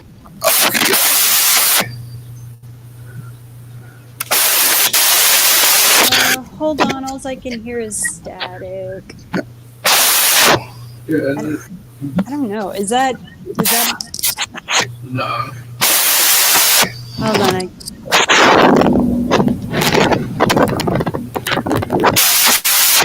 It's just static. Maybe it's mine. Let me see. What if I turn mine down? Nope, still can't hear anything. Okay. Can you hear me now? I can hear you now. Yay. Brandon, can you hear me? Are we good? All right. Sorry, guys. My bad. I don't know what happened there. Something got messed up with my mic, but no, I am definitely still here, and that is a fantastic piece. And just like I think I've said this to you before, but your world and character building is like unparalleled. It's so fucking fantastic. Oh, Like thank you. everything from just set like okay from the first few words I don't know well before the after the prologue I mean but of the first few words of the first chapter immediately okay I was like okay this is the 80s right you know she's Oh, good. I was hoping that would pick she's up. got a Walkman on right and just with a few words you painted this very clear like 80s picture. She's taking her pepper spray and her Walkman and she right and you do it so fantastically. Just everything about your world building is fantastic, but I think your character building is even better. It's really your characters that shine, and it's not only just you know you go into the psychology, like even the guy that beat the shit out of her and threw her off the bridge. You know, Charles. yeah, sorry. He's Charles, a piece of shit. you even went a little bit into his psychology of why he was doing the things he was doing and of like, you know, he bullied in high school or whatever the fuck, but like but it was from his perspective. It was from his point of view. And that's what I love the most about it too, is because it felt to me like either a movie or, you know, a show. And I love how it was split up into these different parts and you really got to see all these different perspectives. You know, at the end you got to see, you know, the person looking for her and you got to see like this but my favorite scenes were with her on I don't know the I almost said island but like more like a shore bank. Yeah, she was kind of stuck under a canopy of brambles. And the characters my god, like everything from your inflection and your performance, like with the crawfish and the little bird, like the little bird's voice and the little bird, I think that's my favorite character. Oh, he's my favorite. He that needs to be made into a movie just just for that character. Like that I don't is know the where like they could find an ugly enough animatronic thing to be the bird. I mean, they would figure. I mean, maybe like chewing special gum with effects feathers. Special effects has gotten so great. They could do That's something, true. but They I mean, could. I just loved the way you portrayed that particular character, and just like, oh man, this felt like. I mean, and it was pretty long, but it felt like part of a novel. It felt like part of a series. Like you could go really, really deep with the mythology in this one. I mean, like when she wakes up and she finds out that she's dead, and not only is she dead, but what she's feeding the animals is her own dead flesh. Like I was just like, holy shit, what the fuck? Yeah, just it was in many ways a psychological mindfuck, and I just it needs to be made I into love a fucking movie. people. Well, that's good. There you go. But no, that's just the characters were my favorite part. You just outlined each character so strongly and their motivations and their psychology and like, I mean, every character, even Mother Earth. Even you know the guy looking. I can't remember his name. The guy looking for her. Detective Peterson. Yeah, Peterson. Yeah. You just outlined all of their personalities so strongly, and yeah, your character building and world building is just amazing to listen to, and thank you. yeah, I would like that as a Audible option. I've been a loyal subscriber of Audible for Me like too. 13 years now, and I want a I want that on my. I actually have an account to start recording for Audible. I haven't put anything up yet because I'm waiting to get, you know, kind of equipment and stuff put together, and a sound dampening room. Right. Um, Yeah.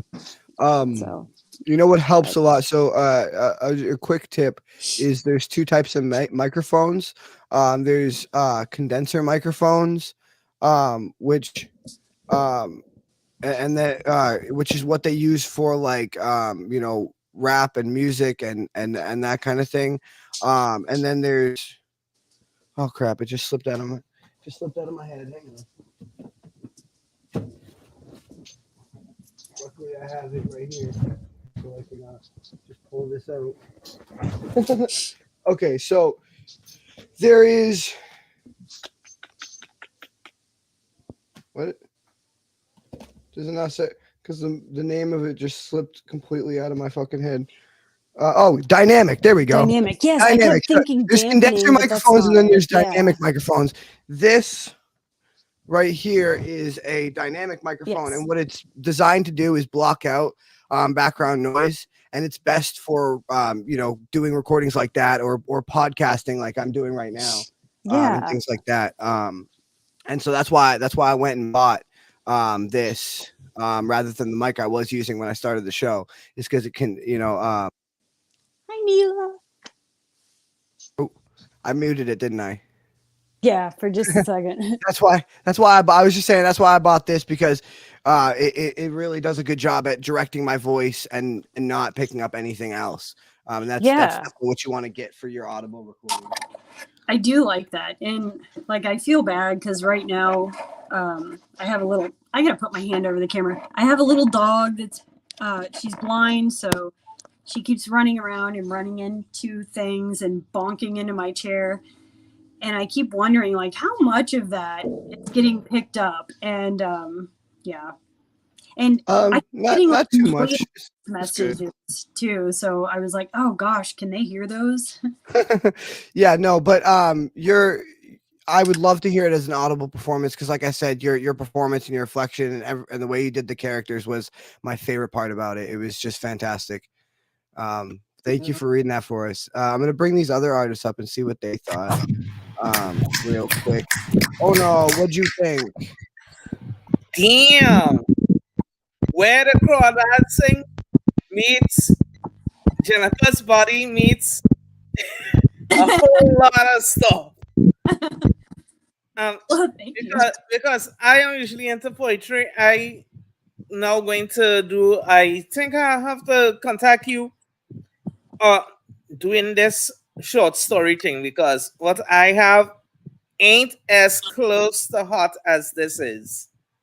My own is more like a short story versus prose.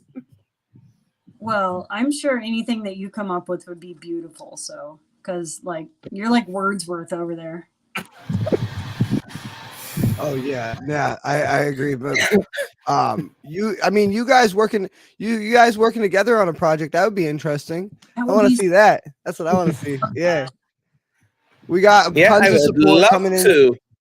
Tons of support coming in the comments. My dad said it would be great to hear his audible. Neela said coming to say hey and sending good vibes to all you artists. And she also said that she loves your stories. I love and oh yeah, always good to hear your stories. Fantastic job. Caleb, what'd you think? Your mic might be picking up a little interference. I don't know. Try it.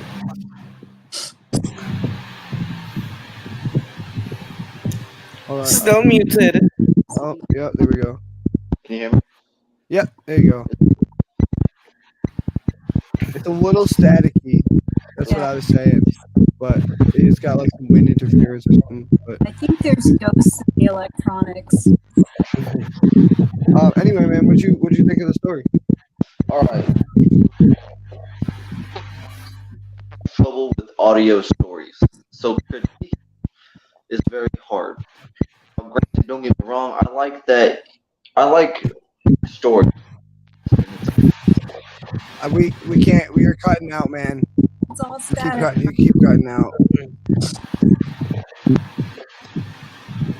Is this better? Yeah. Okay. So I don't know how much you heard, but I'll just restart. I'm schizophrenic, so hearing things on audio is very hard for me. Like when it comes to books, like in high school, I read 43 books in a week, and I got on the newspaper for it. I can read the hell out of a book, but when it comes to audio, it's just difficult for me. But so I wasn't able to really pick up much on a story because I can't physically see it. Yeah. But I do like that you were unfiltered, the raw content. I like whenever a story is able to cuss and it makes sense rather than it just being thrown out in the wind. I like whenever a story can take these dark points and then put them into their book and then it still makes sense. I like that science can be put into a book and it still makes sense. When it comes to knowing the plot though and the character development and all that, that is hard for me to follow along, just me personally. It was good, I liked how you were telling it and everything like that, but it's something that I would like to read rather than be able to hear just because that's how my brain processes. Understandable, absolutely understandable. And that's the best thing. That's the best thing about the written word is it can be written or read or spoken. And I actually have a friend that is the same way. If she reads, it makes sense to her, but listening to it on like Audible, kind of gets overwhelmed with the aspects of that and can't follow it. Or sometimes she just has anxiety and won't listen to it. So you can't see the font or the writing on any of this. I actually write certain fonts and certain things in a specific way that, like, the parts that are the newspaper headlines are written in like newspaper blocking. The chapter titles, they have kind of a funny little thing about them that I wouldn't be able to explain, but it is very visual. And I think of her, she's like, can't do audio. So I actually sent her the written version of this, which enjoyed. Yeah, she never listens to these shows. She's always like, I'm sure it's great, but it's overwhelming. Yeah, I actually have quite a few friends that I are the same way. They support my channel and they're subscribed, and they like and they whatever, but they just can't tune in for like more than 5 to 10 minutes at a time, and it's just very hard for that podcasts to just and that's cool. It's fine. Like I support. I am grateful for any kind of support, whether it's just like you saying, hey, good luck with your show tonight. My uncle, he doesn't really do Facebook. He doesn't really do like he uses his TV to watch things, and that's about what he knows how to do.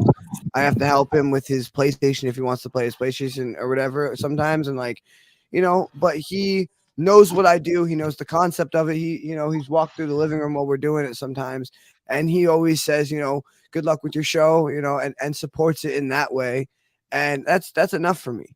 That's enough. You don't have to necessarily, be the type of person, because not everybody is the type of person who can sit down and listen to, a half an hour story or a 2 hour podcast. Right. I actually have gotten into a habit since Saturday nights. I'm not usually available to listen in. And I feel bad because I always want to listen in live. But I've gotten into the habit of Sunday morning, I pull up the YouTube and I watch it on Sunday while I make breakfast. And I have my little breakfast and listen along. And it's just been kind of my favorite thing to do on the weekends now. I like that. Thank you. I really enjoy that, hearing that, because I have a few podcasts that I listen to. Shout out Basement Yard, shout out Joe Rogan, shout out Bill Burr, shout out Taste Buds. I listen to like 3 or 4 podcasts, and they're all oddly enough done by comedians. I guess Joe Rogan's a comedian, but he does very serious topics and talks to a lot of people. But that's the way I feel. It's just like,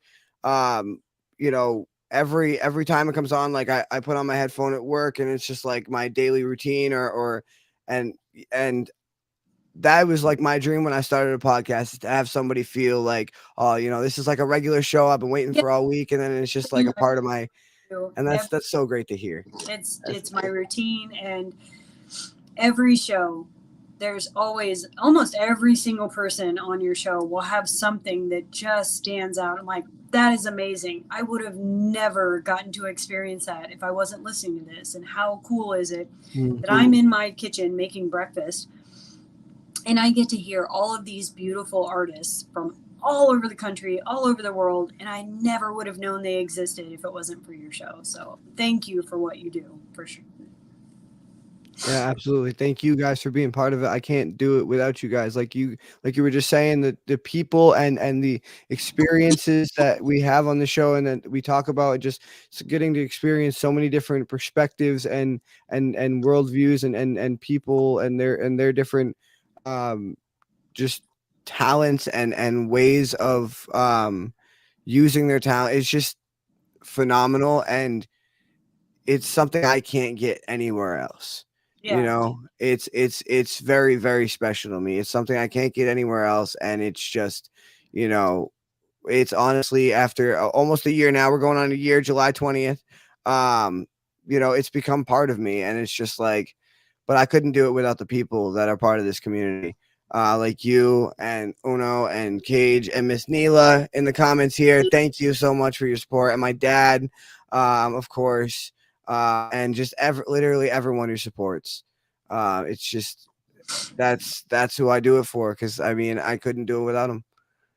I say all the time, I will never have fans. You guys are my family. You guys are my friends. Like, this is, you know, that's why it's a circle. I love that. It's definitely a unique. For sure. I always enjoy coming up on here. Hell yeah, man. Thank you guys. Thank you. Oh yeah. With that being said, Cobra. I'm gonna get to you, my man, Uno over here. Let me just shoot out your introduction real quick, bro.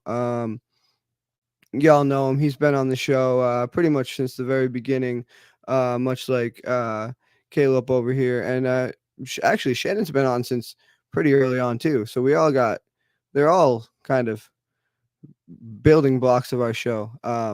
But we got Uno here tonight, or the Uno, poet and a school teacher from Trinidad. He's part of a group initiative called Bond by Words. Their mission is to bring awareness to mental health through writing and poetry and art. You can go follow him on Instagram at the Ono1. That's THAONO1. Follow him on YouTube at the Ono X, spelled the same way. Or follow on Instagram follow on Facebook at the Ono.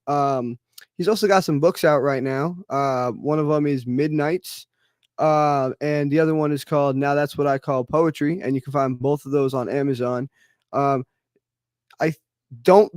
believe there's more than that. Those are just the two I have written down right now. He'll tell us when I bring him on. But he's also got a website you can go follow, the Ono X poetry.weebly.com. That's THAONOX poetry.weebly.com.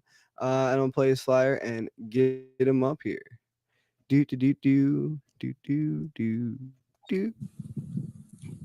Circles. In an empire of creativity where hearts are free, there is a show that breaks barriers. Lostboys, Cypher Circle, you see. Hosted by a fearless soul, Dylan Lawler, his spirit unshaken, an artist embracing others, a red gem who is so unspoken. Each passing episode, a sanctuary unfolds, a sacred space where stories are told.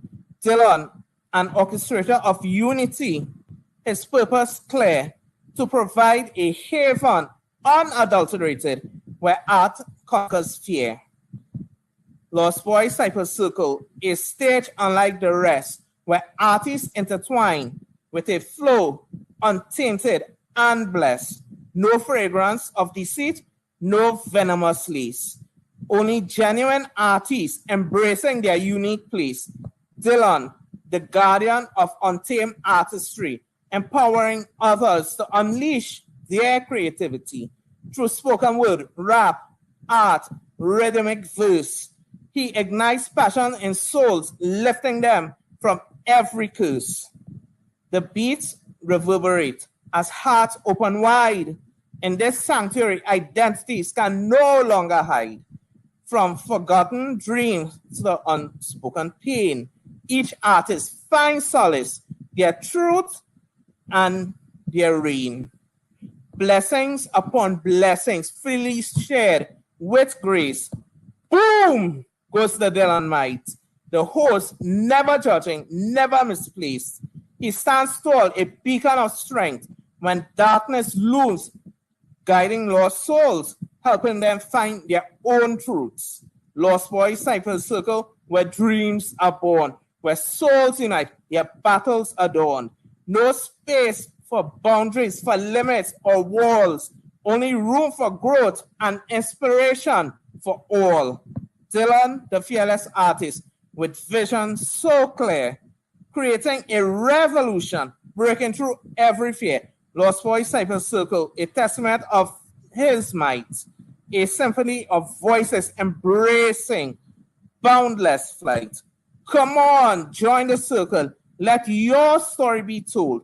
Amidst the flowing verses, let your ambitions unfold. We are all lost boys, searching for our place. Through Dylan's guidance, we find our solace and our grace. Lostboys Cypher Circle, an enchanting tale where artists congregate, give praise as their spirits never fail. Thank you so much, man. Thank you. That is, Hey, bro. It makes my heart feel so good every time I hear it. Like it's just fucking. I am so fucking honored that you wrote that, bro. That is just amazing. Thank you. Well, of course, we, as they say, give flowers to the people when they are alive so they could appreciate it, not when they're dead.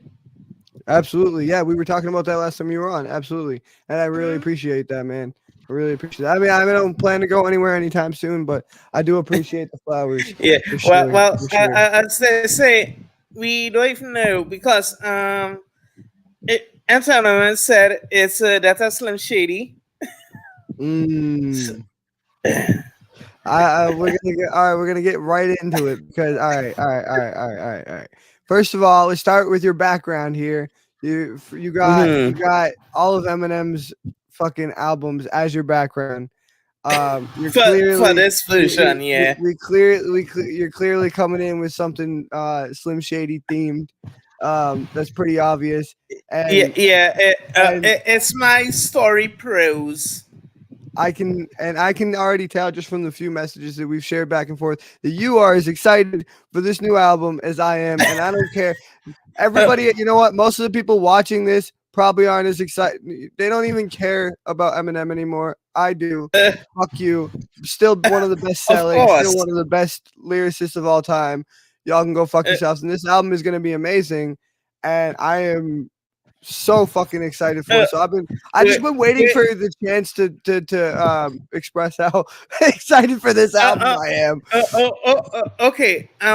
Well, I have to go a little thing because the artists I usually talk about on the show all the time. Yes. Did you know in 2011 what song did she perform? I couldn't tell you. Lose Yourself. Oh, really? Oh, she did. Yeah. She did do you know what? I have seen this. I have seen not till years later, but I have seen the video of her doing Lose Yourself on stage. Yes. And I don't know if you saw my post where I said if Eminem does not diss Taylor Swift in this album, I will be appalled. Lo and behold, let me rewind that and shut up because he has a nice little gun he gonna take the bullets off. Yeah. Called MGK. And it's not until I re-listened to that diss track I realized there's Taylor Swift in that one. Does he? I'm gonna have to go back. Yeah, Kill shot. I'm gonna have to go.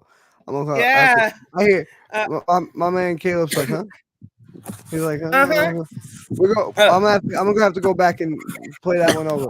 But anyway, But in honor of Eminem's new album, you're doing a Slim Shady piece tonight. yes, Um, it's my version of it's his life from the rise, because I am going back to when I was 14 years old. Fun fact, it was my mom who introduced me to Slim Shady without even knowing it. Because I always had a crush on Baby Spice. So my mom knew that. So she didn't even know who Eminem was, back in 99. And when he came out with, "Hi, my name is what? My name is," and the famous line, he has to figure out which Spice Girl to impregnate. So when my mom heard that line, she started to make fun of me with that line. Oh, I see, and inadvertently just got you into Slim Shady. That's dope. I mean, honestly, like when I was shown Eminem by my older brother. Honestly, he introduced me to quite a lot of music. Shout out to my older brother wherever he may be right now. I haven't heard from him in a few, but yeah, I mean, it was the kind of thing that like once. I mean, I was young. I was young. Kind of thing, once I heard it, like it kind of takes a hold of you in a way. And like for me, and it was at a very impressionable age that I started kind of listening to Eminem. So it was like, you know, I for a while, like that's like almost all I was listening to. I was listening to like a little rock and roll and then just all Eminem. And like it had such an influence on me, not just like in my life though, but like as an artist and creatively. And I think you can hear it a lot in my work. But it's like not just with the rhyme schemes either, but one of my favorite things with him is the Slim Shady persona, is the fact that he can take one of the worst, the darkest, most horrible parts of himself, which we all have that, and he says it in that fucking in the real Slim Shady.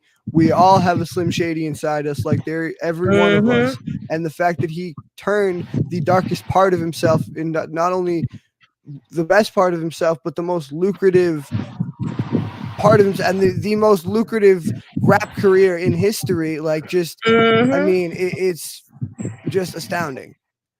And I have been, I'm not going to say, I could say because you do it, you're on it. So I have been listening to Apple Music. I've pulled up his thing, but his playlist. He literally, how I literally feel, we all will feel going into our dark side, as I call it. If you really listen to most of his tracks, yes, he might be dissing, like, as I think when I was he always the said last time. he disses people, but he always said, listen, if your name rhymes with something, I'm gonna say it. If your name rhymes with something, it doesn't matter who you are, what you like. I'm just, because before anything, he is a wordsmith. He is a wordsmith. His main priority is to, and I'm not saying his main priority in life, obviously, like he's very, adamant that his daughter is his main priority, or his daughters, but his main objective in life is to find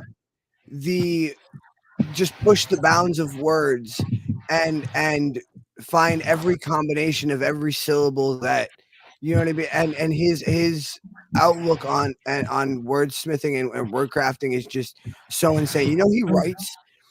He writes in a circle. So, and then when he reads it back, he turns the page the other way that he was. So he writes it this way, turning the page slowly this way as he's writing, and then when he reads it backward. He reads it backwards like that. Like the way his brain works is absolutely fucking retarded. Yeah. And I got to a point where, I not only started studying his music, but like just, and I know that because of like, I think it was either Howard Stern or somebody, some interview that he did. But where they actually, or 60 Minutes actually, he had pulled out a box of some of his writings and he had showed, how he writes stuff. But like his brain he should be certifiable. Like he is certifiably insane. Like I think to be and I said this many times, to be an artist, especially on that level and that much of a genius. I mean, I think Einstein, Tesla, all these, all these famous geniuses of history, they were a little probably batshit too. Like you have to be, your brain works in a different way than other people's, and the way his brain works is just insane. Yeah, because I have to say Eminem has to be one of the artists, or if not the main artist, who made me decide to get into special education. Because Hell yeah. and I'll call it my trigger song to actually get into it was cleaning out my closet. Although he did his mother. Well, The simple line about Munchausen syndrome. Yeah. Damn, that is one. His music definitely helped me. I was a special ed kid and it helped me through my own special ed shit.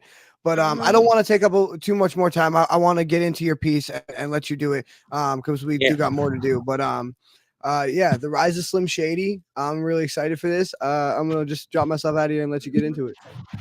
Yes. Thunder cracked. It boomed as if to say, "Welcome to the 90s. A world of blackness has emerged.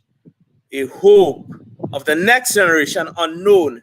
Nothing but a mere flicker. The world's newest musical anti-hero arose from despair. An infinite anti-hero to be known as Slim Shady. Born from the chaotic streets of Detroit, Slim Shady was no ordinary man.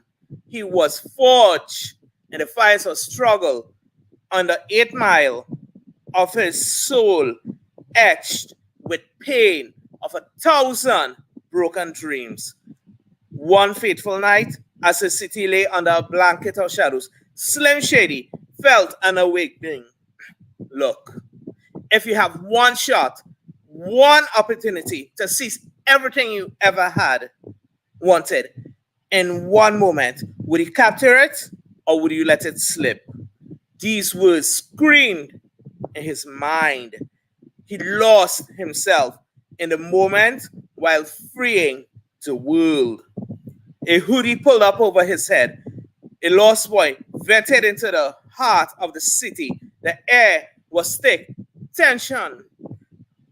Slim would understand, and he went undeterred. He knew that within him lay the power to change the world.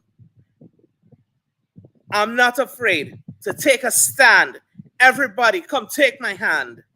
We will walk in this road together through every storm, no matter the weather, cold or warm. As he walked through the city in circles of past memories played, a montage in his mind, written, read from behind. The battles he fought, the demons he faced. His palms are sweaty, knees weak, arms are heavy. There's vomit on his sweater already, mom's spaghetti. But these memories only fueled his determination to clean out his closet. He had come too far to back down now. In the heart of the city, a villain named Darkness had taken control. His reign ruthless, his grip unyielding. The people whispered his name in fear. Slim knew that fear was the only weapon he could wield. You better lose yourself in the music the moment you own it. You better never let it go. Go. Slim confronted Darkness in the ruins of an old theater, a place where dreams once danced and hope once sang. This looks like a job for me, so everybody just follow me because we need a little controversy because it feels so empty without me. With these words, Slim challenged the villain, his voice cutting through the silence with rough like a knife. The battle was fierce, a clash of wills, a strength and Darkness threw everything he had at Slim. Rap devils, Benzinos, and rules, but the anti-hero stood tall in his midnight nightmare like a daydream. He resolved unbreakable. I am whatever you say I am. If I were not, then why would you say I am? With every blow, Slim Shady grew stronger, his spirit unyielding. He let the river run. As the light of the daylight broke, the final shoulder approached. Till I collapse, I am spilling these raps long as I feel them. Darkness, sensing his impending defeat, unleashed his most devastating attack. But Slim was ready, channeling all his pain, all the struggles he unleashed, a torrent of energy that enveloped Darkness, banishing him from the city forever. Stands emerged from their hiding place, their eyes filled with awe and gratitude in his presence. Even as a picture on the wall, it was a reminder it was not so bad, not so bad. Slim Shady finally stood before them, a beacon of hope in the world had long forgotten the light. Now this looks like a job for me, so everybody just follow me because we need a little controversy because it feels so empty without me. The legend of Slim Shady was born, an anti-hero rising from the ashes, his past to save a world on the brink of despair, becoming a symbol of resilience, a testament to the power of the human spirit. I am friends with the monster that's under my bed.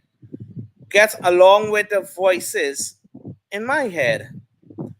For history's records, the story of Slim Shady would be told for generations. A story of a man who seized his one shot, captured the moment, and changed this world. You only get one shot. Do not miss your chance to blow. This opportunity grows. It only comes in one lifetime. The rise of Slim Shady became a beacon of hope in the musical and the real world. For all who dare to dream, a reminder that even in the darkest times, anti-heroes can rise from the most unlikely places, leaving us a reminder, abra, abracadabra. We must do and reach in our bag and grab it, brah. Abra, abracadabra. When the world gets a new nemesis, poof, just like that, he will be back here. This is the story that Slim Shady can never die. End. Fuck yeah! I'm sorry to whoever's eardrums I just blew out, but that was fucking dope. I love that. I loved how you turned it into a fucking and I think he would love this because he's super into comic books, right? You turned it into a comic book style story. You know, you turned him into like a Batman, Deadpool kind of figure. You know, this dark or Batman kind of like this dark Avenger kind of figure. Because that was if just, you even get the reference that I was going for, I got all the with references. even Trust me. no, with even the title of it, The Rise of Slim Shady. This actually came from me watching The Dark Knight Rises. Okay, all right. Okay, I did not catch that reference, but like I did feel the Batman vibes. Like I saw how I did catch the kind of references to Batman in just the way the story was told and the way you referenced this anti-hero, this anti-hero kind of figure. Fantastic. My favorite thing, bro, was the way you worked in his song lyrics. That was so elegantly done, and that was really cool. I was waiting though, like when he hit him with the final blast, I wanted you to just be like, "Film the venom and eliminate a mother with the minute. I don't want her to like you know what I mean? Like I wanted you to come off with it, or the rap god verse, like some of the you know what I mean? Like I wanted you to come in and just fucking lyrics coming at you, supersonic speed. Maybe we could get Kate C to do that part. I could do it. I mean, Rap God. It's been a few years, but Godzilla is stuck in my head like a fucking. I swear to God, I mumble it in my sleep. Like I the 30-second Godzilla verse. I do it when I'm bored and I'm just walking around. You know how some people whistle or some people do. I mumble that verse to myself. Film with the venom and eliminate. Like it's fucking. It's ingrained in my brain. But yeah, no, that's what I pictured. That's exactly at least what I pictured when he did that final shot. And I also, if you watch the new Houdini video, which I'm sure you have, because you referenced the song at the end, Abra Abracadabra. The whole video is him dressed up in a superhero costume, going out into the night, and then he fights himself and fucking they hit each other with this final blast. And that's what I was picturing as you were fucking. You did a great job with like recreating the video that he made in your own words. Like and you do realize the costume that he uses, right? Yeah, it's Rap Boy. It's similar to Robin, but it's supposed to be a parody of Robin, but it's Rap Boy. The original and Dre is supposed to act in the Without Me video, which is the Houdini video is based on the Without Me video, which you also referenced. But in that video, like the idea is kind of like Dre is supposed to be Batman. He's supposed to be Robin because at the time he was the rookie. He was the new. But for people who really know comics, you would now think that he'd be dressed up like as Nightwing because Robin became Nightwing. Am I getting too nerdy on you guys? Am I getting too nerdy? All right. But and you know what? And that's here's the thing though. If Eminem was watching, he'd get that reference because he loves comic books. Like he throughout his whole career, he's made constant references in both his videos and his lyrics to comic books. But would you believe, looking at Houdini video, right? I don't know why. How you mentioned Nightwing, I had the same thought, right? Because when Robin grows up, left, when Dre left, Batman, right, he becomes. Pete came in. I think he's supposed to be like Nightwing, but Eminem still sees himself in between Robin and turning into Batman himself because I don't know why that came into my head. Right, and again, if you read the comics, for a period of time, Nightwing, Bruce Wayne, or Batman was thought to be. They thought he was dead, and Nightwing was one of the people who actually took on the mantle of Batman. He actually put on the suit and he called himself Batman for a little bit. But yeah, no, I love the deep comic references in both your work and his work, and it's just and how they played off of each other, and it was like a perfect like assimilation of his new video, and you literally took his video and did it in your own words, and then worked his lyrics into it. That was just so fantastically done, bro. That was awesome. My man Caleb's fucking smiling over here. He's liking it. I'm gonna bring him up here and what y'all think? I don't know. Is Shannon still with us? I'm still with you. I'm just. Oh, awesome. Cool. All right. Caleb, So- what you think? Oh, dude, that was awesome. So there's a lot going on right now. Okay, but let me get to this first. I love your references. I love Eminem. I quote Eminem all the time. All right, like oh fucking Jesus Christ, microphone, quit. All right, I quote Eminem all the time, like just on my own. Okay, and I caught all the references. I even caught the Batman reference. All right, so I love what you did with that piece. It's always nice hearing you and the things you come up with because it's always different. All right, but the reason I'm laughing so hard is because me and my old lady are drunk. Okay, and not only did she make me spill my beer, okay, because she got up too fast, but her beer was on the floor because she's sitting on the floor and she kicked the son of a bitch on her way back to clean my beer mess. So I'm fucking. Oh my all God! wet. It's okay, bro. I knocked over half my Monster halfway through the show. Oh man, now my dog's drinking it. She's about to be fucked up. Oh, But shit. oh fuck, that's what's going on over here. My dad's laughing. My dad's in the comments. He's cracking up. That's funny as fuck. But no, but like on some real shit. Oh no, you always surprise me with the things you come up with. It's always interesting. It's very unique. The things that you come up with and the themes that you think about to do, especially with certain subjects. It's always like one that I always remember when I see you is that one we did for Christmas with I can't remember his name because I'm drunk. Krampus? Krampus, yeah, that one. That's the one that whenever I see you, that's the first thing I think of is like, hey. So it's always cool to hear the things that you can come up with. Absolutely. Thanks. You know, like when you were reading this, I was seeing like this epic movie trailer for an animated like comic. Like that was all I was seeing. And I kept thinking, you know, if you had the right imagery behind it and just these words, any animation You got my or vape wet with beer. would be like all over it. To be like, yes, that sounds epic. I think that would be awesome.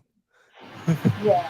If you could get this animated, you pay someone to animate it, right? Not only that, but you got to get like get a James Earl Jones or something like in a city ridden with darkness. No one hero arises. Slim shit. You know what I mean? You got to get one of those like big commercial guys to read it for you and like make a whole cartoon for it. That would be awesome. Oh yeah. I was thinking of Without Me, that song that he did Without Me, whenever he's dressed as Robin and shit like that. Yeah. Yeah, no, have you seen the new Houdini video? Yeah, you know he came up. It's the same concept. That's what we were talking about. Yeah. Mm-hmm. I love how he makes fun of. He tries to climb up the building and he makes sure he's like too old to do it now. Oh, did you see the original Batman's grandkids even endorsed that video, and they say they could have heard Adam West laughing at that video. Oh, that's funny. Cool. That's Yeah. cool. Yeah, no. Fantastic piece, fantastic tribute to Slim Shady. Yeah, That is so you great. see, and if you didn't even notice, I even worked some Taylor Swift references in it. I tried not to notice. Listen, I just assume that every time you speak, every time you utter a word, there's going to be something to do with Taylor Swift worked in there somehow. Well, I just kind of yeah. Well, don't worry. When your show starts to get way bigger, I think that's in season 2. Make sure July 20th. we know one of your guests will be like Dr. Dre. You're getting M. Well, at least you're getting Haley. Oh yeah. She's got a podcast that's actually it's very cleverly titled. It's called Just a Little Shady. Oh, It is great. It is the best, and she's had almost everyone in her family except for her dad on the podcast, which is. But here's the thing: is I think he really wants to. I think he really wants her to. I think because he wants her to be Haley without being Eminem's daughter. yeah. You know what I mean? No, And yeah, she's using the title as clickbait because she knows that's the reason people are going to click on, or most people are going to click on her video, is because she's Eminem's daughter. But she is a very intelligent and distinguished individual in her own right. And if you watch her podcast, you can see that. She's got a great head on her shoulders, and she talks about a lot of interesting stuff, and she's pretty funny. She definitely inherited his sense of humor. He's fucking. I always said if Eminem wasn't a rapper, he could be a comedian. He's fucking hilarious, in my opinion. But but one thing that really made me extra happy with this year was seeing him at the wedding. No, at Detroit. Oh my God! Yes. Dude, with Jelly Roll, it almost made me fucking cry. I swear to God, when Jelly Roll stepped out on stage and started singing "Dream On," exactly for "Sing for the Dream On" by Aerosmith for the chorus of fucking "Sing for the Moment" by Eminem on stage with Eminem in his home city. When nobody knew who Jelly Roll was 4 years ago, I swear to God, it almost made me fucking cry. The best performance I've ever seen. And I've been to a lot of concerts. I just saw that on video. Best performance I've ever seen. Fan-fucking-tastic. Well, I need to start a little beef with one of the things.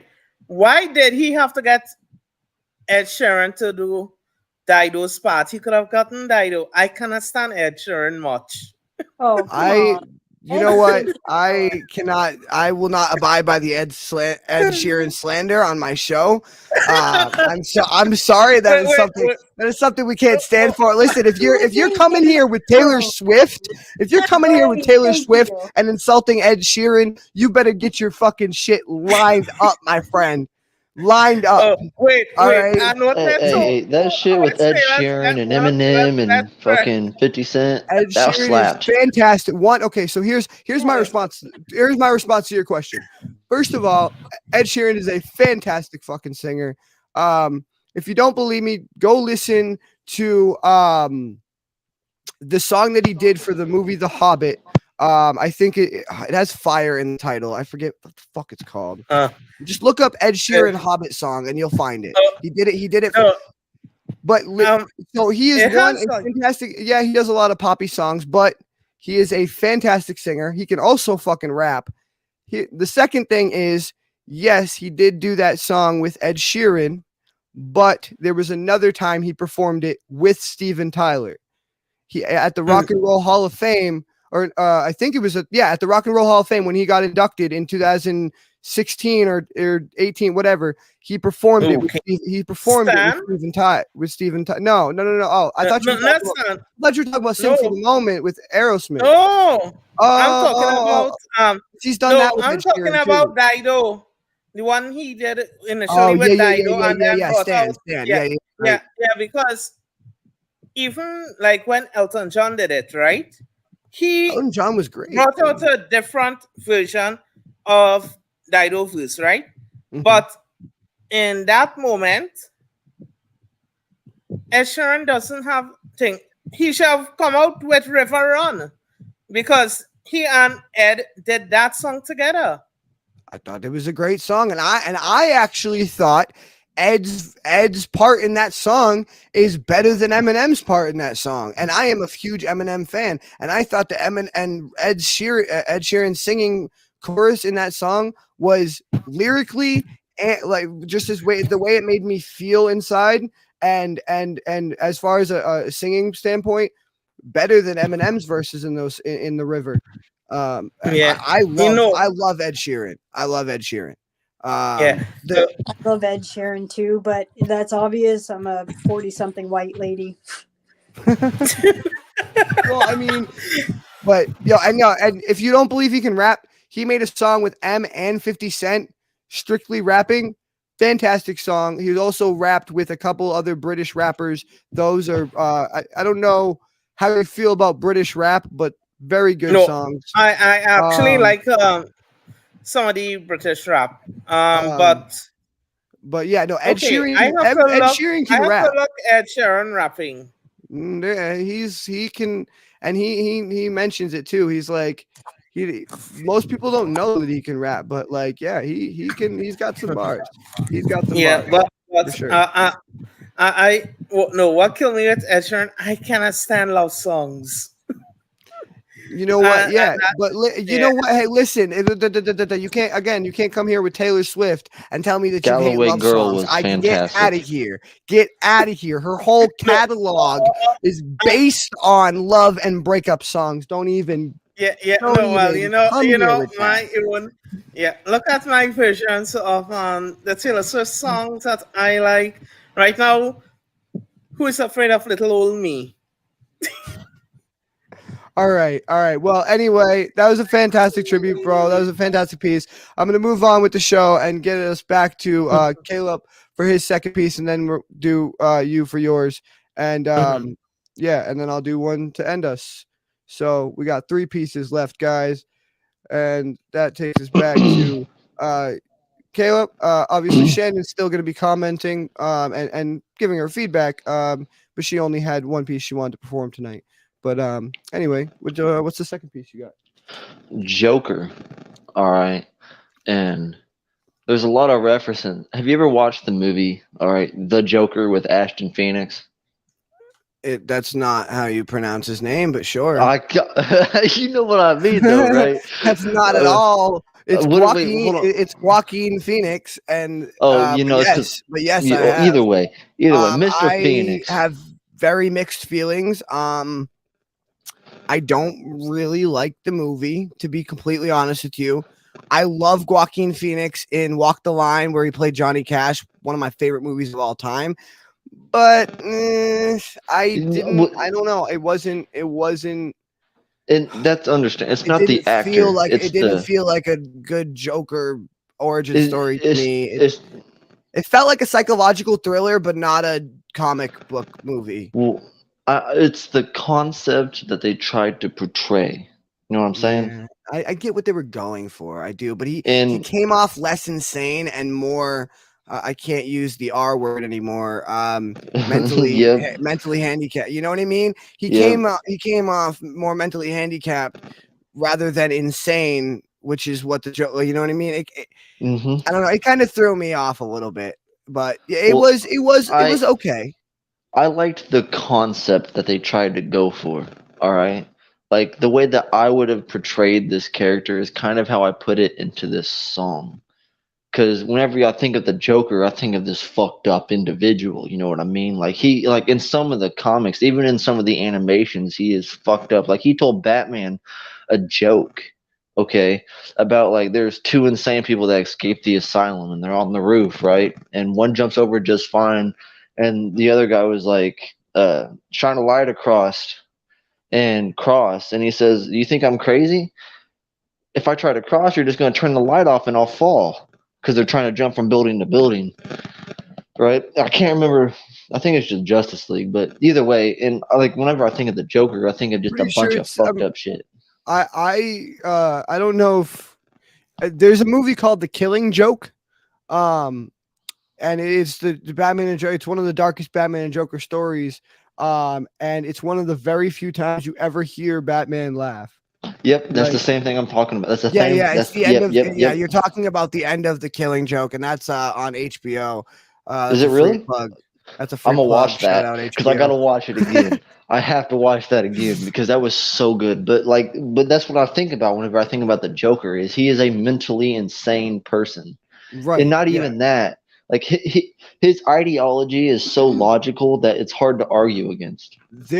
Well, I don't know. I don't think there are certain parts of his ideology that are very logical, but I think that what makes the Joker so great, and that's why I would disagree with that, is that he is the essence of illogical spontaneity. You know, you never know. You can okay, so the for example, Scarecrow, you know his move. He's gonna gas you with his fear gas. You're gonna get all scared, and then he'll kick the shit out of you because you're just gonna be all like, right? You know his great, right? Bane, he's gonna inject you with big muscles. He's gonna try to grab you, choke you, break your neck, right? You can predict most of these.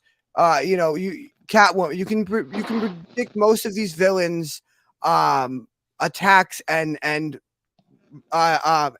also their motivations for doing things. Like Ivy, you know, she's always about protecting plants. She doesn't give a fuck about humans, right? You can predict them by their motivations, and but Joker doesn't have that because and I think that's what threw me off too. Is what makes the Joker so good is that he doesn't have a solid backstory. Nobody knows what his backstory actually is. There's a bunch of like guesses and a bunch of different like, you know, but no, there's never been one that's like been confirmed as canon or whatever. He's the wild card in Batman. He is exactly. That's what the Joker's supposed to be, the fucking wild card. Exactly. Like that's what I mean. You can't predict him. You don't know whether he do shit out of his own amusement. Mm-hmm. He blew up a hospital for no reason. But then again, if you like, you can look and you can try to pick apart meanings in it. But that's what's so great about the Joker is it's like you can't ever tell whether there's whether he's a mastermind, whether he's a mastermind genius, or he's just totally fucking nuts. But it's both. Exactly. It's both. But anytime that he explains like an idea, you know what I mean? To him, it makes sense. Mm-hmm. That's what I mean by like his ideology is right. Is like to him, right. And most people, justified. most insane people are, because that's the craziest thing about being crazy is you don't know you're crazy. Yep. Exactly. The craziest fucking that's really where insanity. That is the line between insanity and insanity is when you are so far gone that you no longer can tell the difference between a sane thought and an insane thought, and everything that you're doing seems we're never the bad guy of our own story, right? You always think you're doing the right thing, but like, you know, I'm sure Hitler had his, he got mad because they wouldn't accept his art. Like there's, Genghis Khan had his motivations. I don't know if he. But there's a weird thing with Genghis Khan. I don't know. This is like off topic. I have ADHD, but there's a weird thing with Genghis Khan where like we don't know if he killed more people or created more people because he impregnated and he and like at the time the population was very like most of our ancestry traces back to Genghis Khan. Like a lot of people can trace their ancestry back to Genghis Khan because he was out there just slinging it. Whenever he wasn't slinging a sword, he was popping the hammer, slinging the other sword. You know what I'm saying? Mm-hmm. So like we don't know whether just say yellow sword, bro. No, the other. I said the other sword, but I got you. All right, that would have been. No, we're gonna censor that out. Yeah, please do. It's not gonna happen. It's not gonna happen. Whatever. Anyway, point is, this is from the mind of a villain, correct? Basically, yep. All right, from the mind of an insane villain, and just, yeah. All right, I'm excited to get into this. Let's get myself out of here.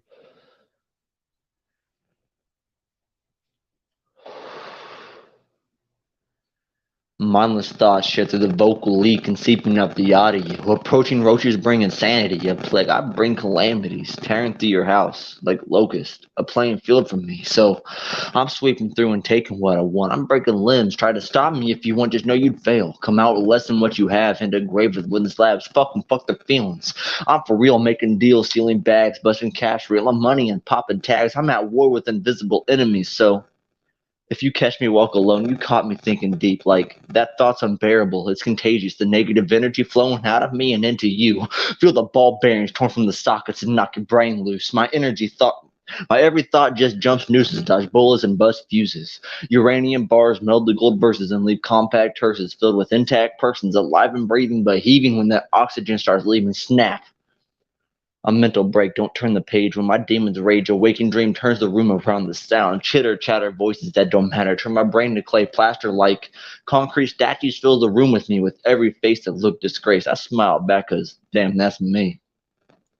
I'm posted on a pedestal, frozen. What better place to be? Mindless thoughts steer through the vocal leaks, seeping out the audio. Approaching roaches bring insanity. A plague, I bring calamities. I'm a war with swords and shield. Blood traces through the fields. Bodies trail a path that leads to wrath. Bodily fluids create great ruins and fuel the soil. Like, honestly, negative thoughts control me. I flip switch personalities. Can't you see?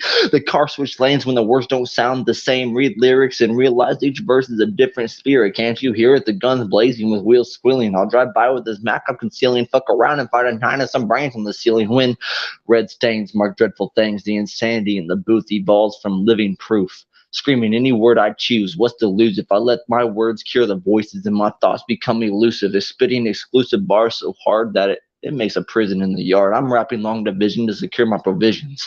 I'm listing piece for piece to piece my letters. The least I get is a line that reeks, so erase improper, then create proper probabilities for enemies to hide my tracks and lap around, tap a trigger, drop bodies that configure my figure around the corner for the next guy that has a brain disfiguration. Line them up. I'll knock them dead and round of the battle till no remorse fills the fields. I'm for real. I'm taking names. I'm taking a pen and I'll cross them out. Raking wins is what I'm about. Fuck a cloud. I'm out. About to start losing bullets while shake casings around me form the pentagram. Yeah, that's the devil's work. When mindless thoughts get shared through the vocal leap and seep up the audio. Possessive insects, these approaching roaches bring insanity, a plague. I bring calamities that actually leads to a fallacy. The dead bodies have to be dead to walk freely, but I'm free, dead internally for eternity. Cracked open the vocab. A mishap that relapsed and came back. It did a 360 going 180 around the skull cap. I sap energy internally till I feel invulnerable, seeking out a weakness. I'm invincible, leaping out my chains uncontrollable. The mere pests that think they're worth the title mortal. I'll tear it down, erase your name, and make this war mobile. Mindless thoughts share through the vocal leap and seeping out the audio. Approaching roaches bring insanity, a plague. Shit, I bring calamities. Ah.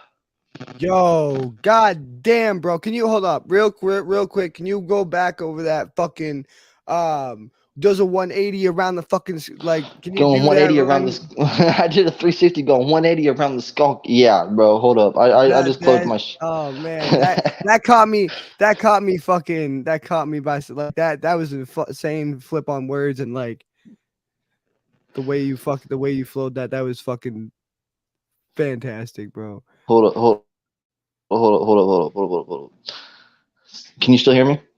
Yeah. All right. Hold on. Hold up. I said I cracked open the vocab, a mishap that relapsed and came back. I did a 360 going 180 around the skull cap. I sap energy internally till I feel invulnerable, seeking out oh my god. That's one of my favorite songs. I ain't gonna lie, bro. yes, bro. Dude, that fucking oh my god, cracked open that you really did crack open the vocab too. Like you literally, bro, that's just and it felt that whole piece felt like you said from the mind of a serial killer. It felt unhinged. It felt raw. It felt, you know what I mean? You were talking about there was this very visceral imagery with the body parts and the fucking, you know what I mean? It very much felt like from the mind of a serial killer, from the mind of a unhinged fucking wacko. And I love that. Yeah, that was the whole point. That's why I named it the Joker, because that's the only person I could think of that's like that. And I love that line where you're like, and I just smile and I just look at him and smile back. Because that's been posted on the pedestal. Yeah, it looked. What better place to be? Reminded me, you're just like sitting there and you're just like, you know what I mean? Oh yeah, bro. Yeah, dope. That was fucking dope. As always, man, your rhyme scheme, the way you put words together, and your flow patterns are just fucking out of this world. You have astronomical fucking talent, my man. It's just like don't ever stop writing. Don't ever stop writing. That shit is just fucking fantastic, bro. Hey, on the 20th, that Defiled and Death piece, spoiler, it's gonna go off. All right, yeah. Check cheap plug. July 20th, our 50th episode, our season 2 premiere. Is going to be me and a bunch of other guests, some of my favorite guests on the show, and my man here is going to be one of them. July 20th. Make sure y'all go check out the premiere of season 2 of Lostboys Cypher Circle. Fuck yeah, get Hell it. yeah, man. Thank you for spitting that. I'm gonna get these other artists up and see what they thought. Oh my gosh, that was beautiful. Like, I kept envisioning the Joker staring into a mirror and just having an intense argument with himself. And I could, like, very vividly see on one side, this Joker was telling his side of the story, and then he stops, and on the other side of the mirror is the other factor of his personality. It really felt like watching an arcade with himself, but like an intense, fucked up, trying to threaten each other type of way. It was Flip switch personalities. It definitely felt like someone who's already insane was having like a midlife crisis or like a fucking complex or whatever. Shannon, your mic might be coming through a little staticky. I just wanted to let you know. I don't know if there's anything you can do. If not, and then it's okay. But Uno, what'd you think of the piece? Fire as usual. Because I don't know why. Because in my next piece, I actually have one little part where I reference the Joker in me.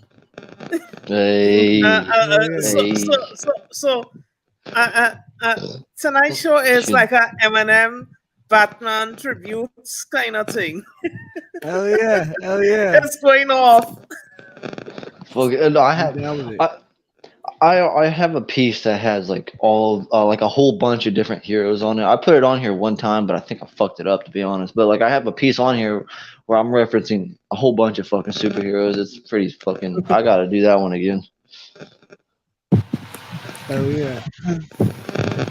All right, I don't know. I might have been wrong. It might be Caleb. It might be Ono. I don't know because she's muted and it's still happening. Well, let me mute myself real quick. We're gonna try to mute. It's definitely not me. At least I fucking hope not. Little technical difficulties this week. All right, I'm just gonna mute everybody real quick just to check to see if it's me. All right, static, Brandon. No. Okay, so all right, one by one. Let's see if it's Ono. Hold on, unmute him real quick. I gotta. Oh. Mic check 1 2. Mic check. You're good. No static. Shannon. No static. No static. I think it's Caleb. All right, whatever. Caleb, you got ghosts in your machines. You got the demons in you, man. They're trying to speak to the fucking wires. Well, look, because my microphone has a mute button, and whenever I mute it, I still hear the static. Oh, really? That's weird. Like what? Right now, I'm gonna mute it. Right now, I'm gonna mute it and let me know if you still hear it. Nope, no static. No, okay, what about now? Yeah. Yes. Yeah. It starts. Okay, well, fuck. Okay, is this better? See, the ghosts are no static. Argue with them. No static. You're literally having an argument with your ghost. I don't know, man. You've taken the headphones on and off and on. It's I don't know. I'm sorry. It's fucking StreamYard. Get it together. I don't know. Was it doing that during my piece? No. Your piece came through pretty clear. It's mostly when everybody else is talking. Apparently, my dad's getting a kick out of this. He's laughing his ass off. Anyway, man, that was fucking dope. Thank you for spitting that. Really appreciate it. And as always, thank you for coming on the show, man. We're gonna get around to real quick. Yeah. It is very late. We have to get off of here. I'm still gonna be in the show. I'm still watching. Oh no, just letting you know. No problem. But I have to get off of here on the You're site. good, man. You're good, man. Have a good night. We appreciate you Mhm. coming on. Y'all did fantastic. Good job. I'll talk to y'all Yeah. some other time. You too, Cage. Hell Good yeah. night. All right. So we're back to you, my man. What do you got for Mhm. us? Okay, so this one is a little more personal because it literally sees me with like my self doubts, literally even now. So what I'll be doing is, how should I put it? It's my own little haunting within me. Okay. Yeah, All right. yeah. So Digging up some ghosts, digging up some demons. yeah, well, not even ghosts, demons. Hell yeah. All right. I like it, Yeah, man. I'm here because for it. why I said because as I said before, I wasn't sure if I want to go with a poem or this one. So I say, you know what? Let me just roll with this short prose story that I created. So because Oh, so it's a story. Okay. yeah, it's like a So is it story. like a is it like a it like a is like a flash fiction, or is it like a Yeah, more of a yeah, like like a flash fiction, but more okay. mixed with prose because, as I say, I'm now getting into the story writing phase, so I'm trying to work with what I know, which is poetry and prose. So So it's from what I know, like I think what's considered flash is anything 500 words or less, and then um typically short stories are 1200 words or more yeah, from what no, I well, yeah, well, it's more like a flash. um but and it's weird that they're classified by word count. Yeah. But yeah, no, that's interesting. I find it hard to keep myself contained like that. Like when I start Mhm. delving into characters and universe, and like I'm much more like Shannon, where I'm like, "No, I need to flesh all of this out and really tell you about each of the characters, and just like and then it and even with Shannon's story, I was like, well, I need this to be a novel because now I need to Mhm. hear about these characters and what happens. Like, you know what I Yeah, mean? because So yeah, I because find it very even hard to keep myself contained in such a short thing. yeah, because even like when I was in the Slim Shady piece, I was thinking to go a few ways, but I say let me do it the way that I know to write. Yeah, I like the way you did that, man. I do. Yeah, I really like the way you crafted that, and I'm excited to hear yeah. this one. What's this one called? Okay, yeah. The short form is 22, but it's really 22 demons. 22 demons. All right, I can add that, man. Yeah, I can give me 1 second, and I'll fucking. Oh, Brandon, you yeah, got it, or do you want me to do it?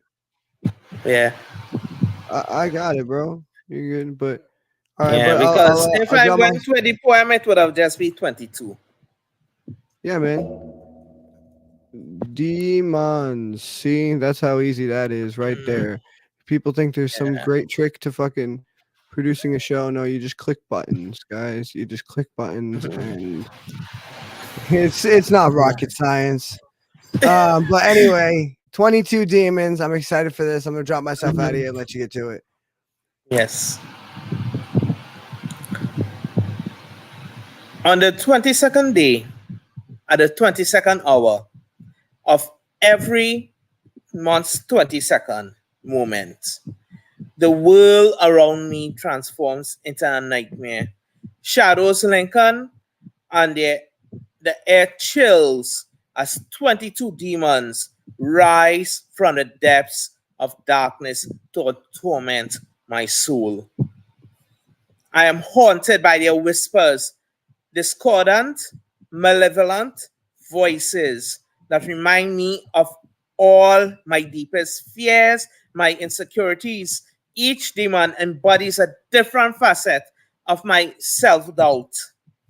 Their twisted form mocking me, telling me I am not good enough, I am nothing, and I will never be anything.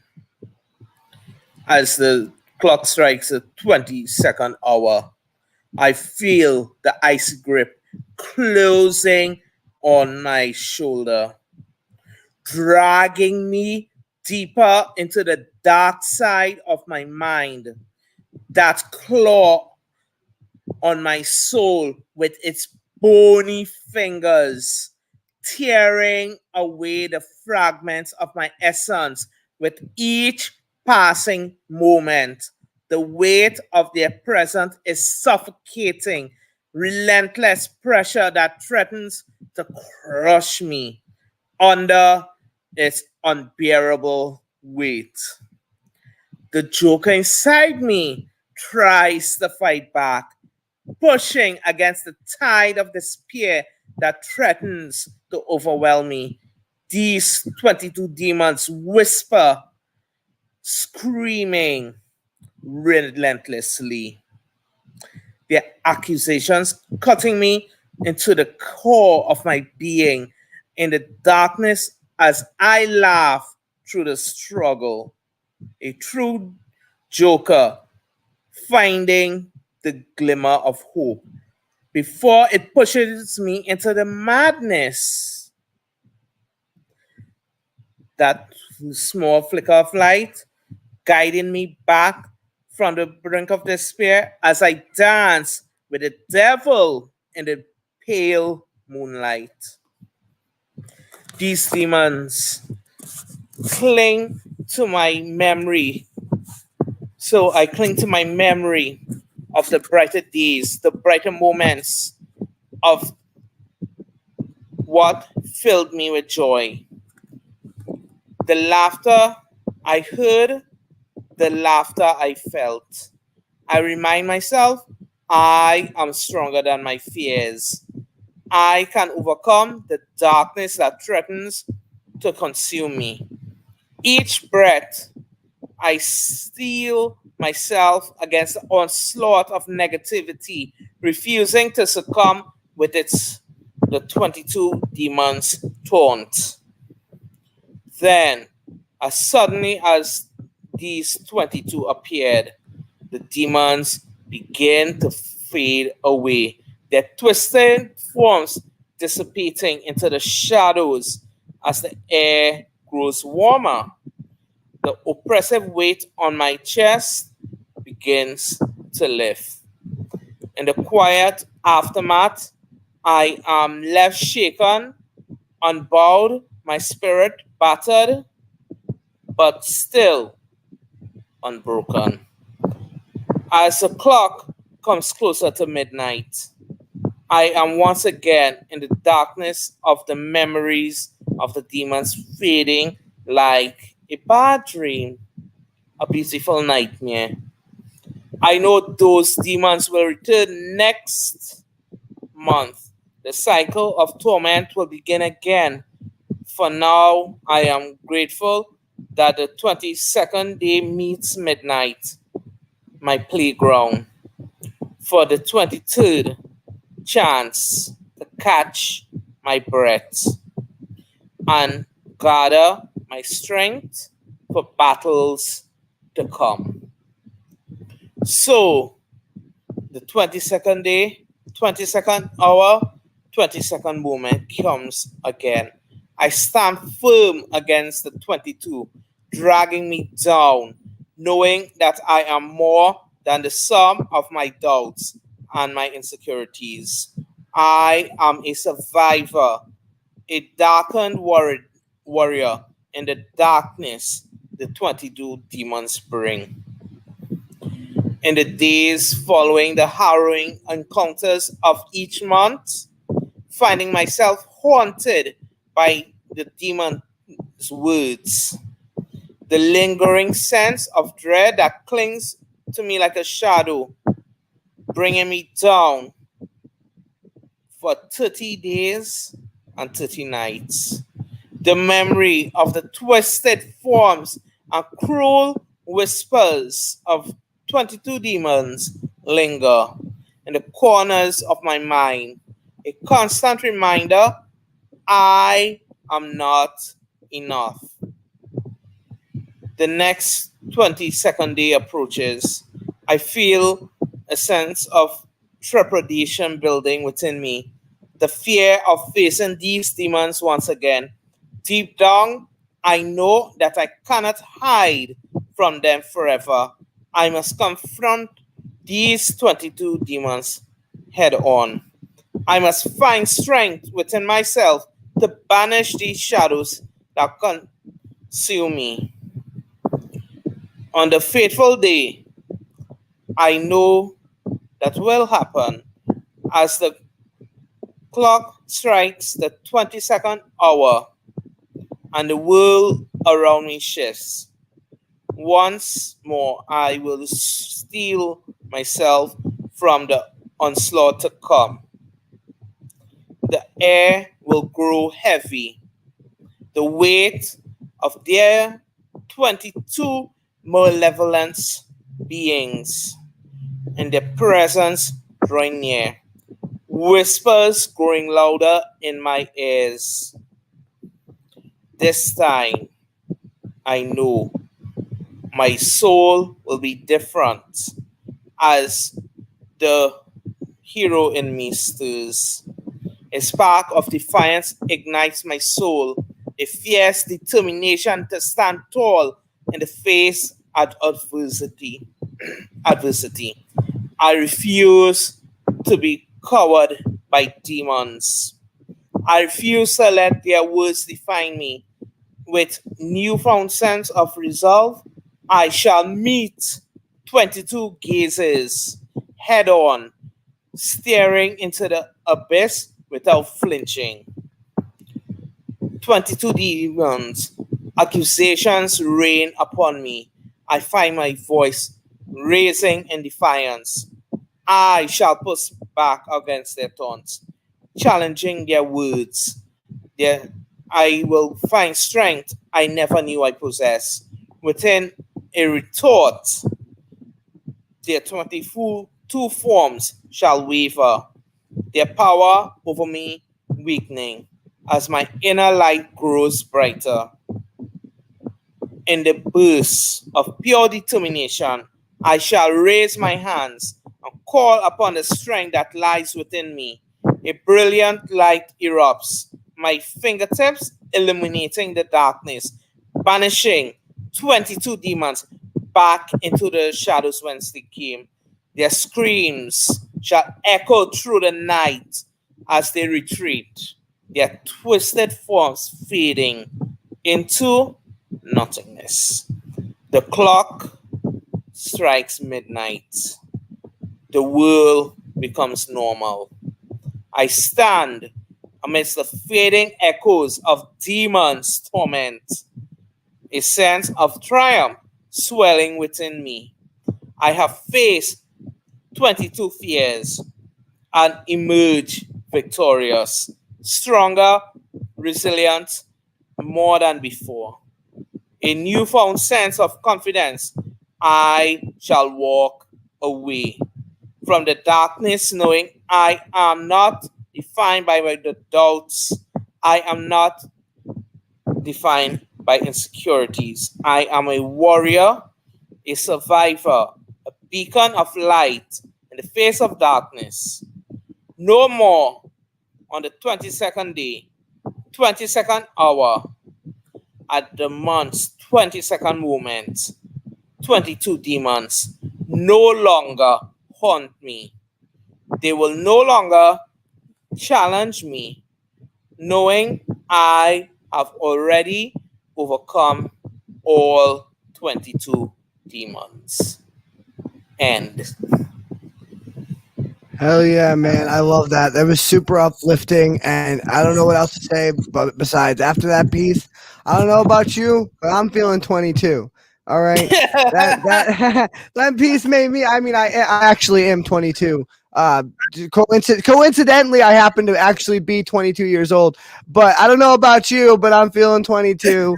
That piece, that piece made me feel very uplifting, very like you were holding a torch to guide others through the darkness, as well as fighting it on your own and getting through your own darkness. And it resonated with me on a deep level because that's what most of my pieces are about. I talk about my speaking to demons piece all the time. It reminded me a lot of that. And just I love the way you work the number 22 into it. So like with the times and the passing of time and in each segment of the story. That was fantastically done. Something that I really liked, and I don't know if you did it intentionally, but at one point, at the beginning of the story, where you referenced the 22nd hour, and it made me think of the 11th hour, which is so it's a phrase that people use, but it's also this book that was written back in the day. It's like a silly children's book, but uh, basically the 11th hour means it's like it's do or die time. Like this is the last, you know what I mean? Last chance we have. It's last minute crunch time. It's it's the 11th hour. It's do or die. And I love how it's the it's the 22nd hour, which is the 11 that it's 11 times 2. And like I don't know if you meant to do that symbology or not, but it did. It reminded I me. actually didn't even think of. I always hear the phrase the 11th hour, but I never even think about it like that, because I was actually thinking more like, when it came to, oh my gosh, the Christmas Story where with Scrooge. Oh yeah. Yeah, that A Christmas Carol. yes. Yeah. Yeah. Okay. So, I do see that reference now too. Absolutely. But yeah, no, the way that I took it was that like the 11th hour is super crunch is crunch time. Then the 22nd hour is even double that. We got to work double. We yeah. got to work double time now. It's the 22nd hour. God damn it! And then Day's what about to was be another? over. Yeah, and what I was also thinking about, they have the doomsday clock where they say minutes to midnight. Yeah, and everything, like right now they say the world is like literally this close to hitting midnight.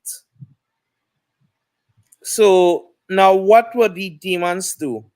If they start at the 22nd hour pushing you, Right. could you reach the midnight or would you break? Right. I like that concept too. And I can answer that question. I would make it through. I don't go to bed until 3 a.m. most nights. And so I can Wait. with very strong confidence tell you that and you know what? One day maybe they'll get me, but not today. Not today. And not tomorrow either. I got fucking work on Monday. All right. I got the first day of my new job on Monday. The demons ain't getting me. Demons ain't getting me till at least Tuesday. All right. You can tell them you can tell them I said that. But you do realize, right? 3 a.m. is what they really call the real demon hour. Well, it's more like 2:30, but it doesn't go by Greenwich Mean Time or Standard Time or anything like that. Yeah. It actually goes by the planetary rotation of the sun and moon, which is harder to track than Yeah, but clock, no, but yeah.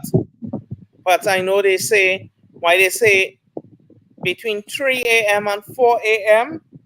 that is when the human body is actually weakest, no matter where in the world you are.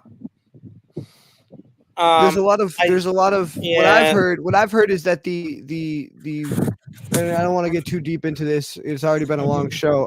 But the veil between this world and the whatever, and there may be multiple spirit realms or other realities, other dimensions or whatever.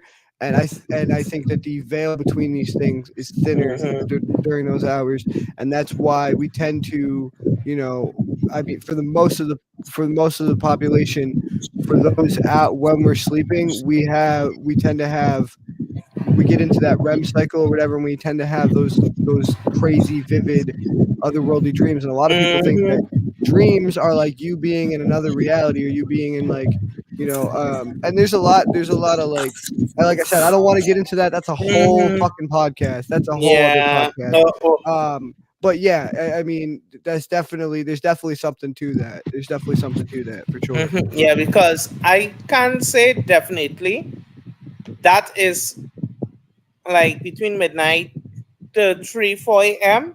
If I am dreaming, that is more like my deja vu moments. Mm-hmm. Because and a lot of people I have, yes, I could tell you for a fact that around that time when I really fall asleep and I'm dreaming, I would actually see it come to pass, if not the next day, within. Yes. And it used to happen a lot more when I was a kid. A lot more when I was a kid than as an adult. It still happens, but not as often. And I thought I was like, I would straight up. And I remember this very vividly. My dad probably doesn't, but I remember this very vividly. Like me and him and my brother were in a gas station at one point. And like I looked at him and I looked at them both and I was like, we've done this before. And they were like, you mean we've been here? And I was like, no, like we have done this before. But they're like, obviously I'm like a 6-year-old, 7-year-old kid. And they're like, okay, bud, whatever. But like, I know what the fuck you're talking about. I know exactly what you're talking about. I think a lot of people know exactly what the fuck you're talking about.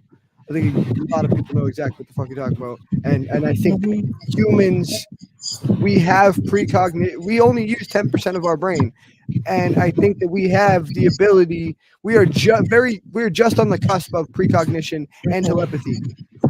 I think humans should have like, and I'm talking like maybe another, if the sun doesn't burn us before another 50, 100,000 years, I think 50 to 100,000 years, humans will have full-on telepathy, full-on precognition. I think we are going to evolve into that. But again, whole other podcast. Whole other podcast. No. Lord, I'm going to just the majority of humanity.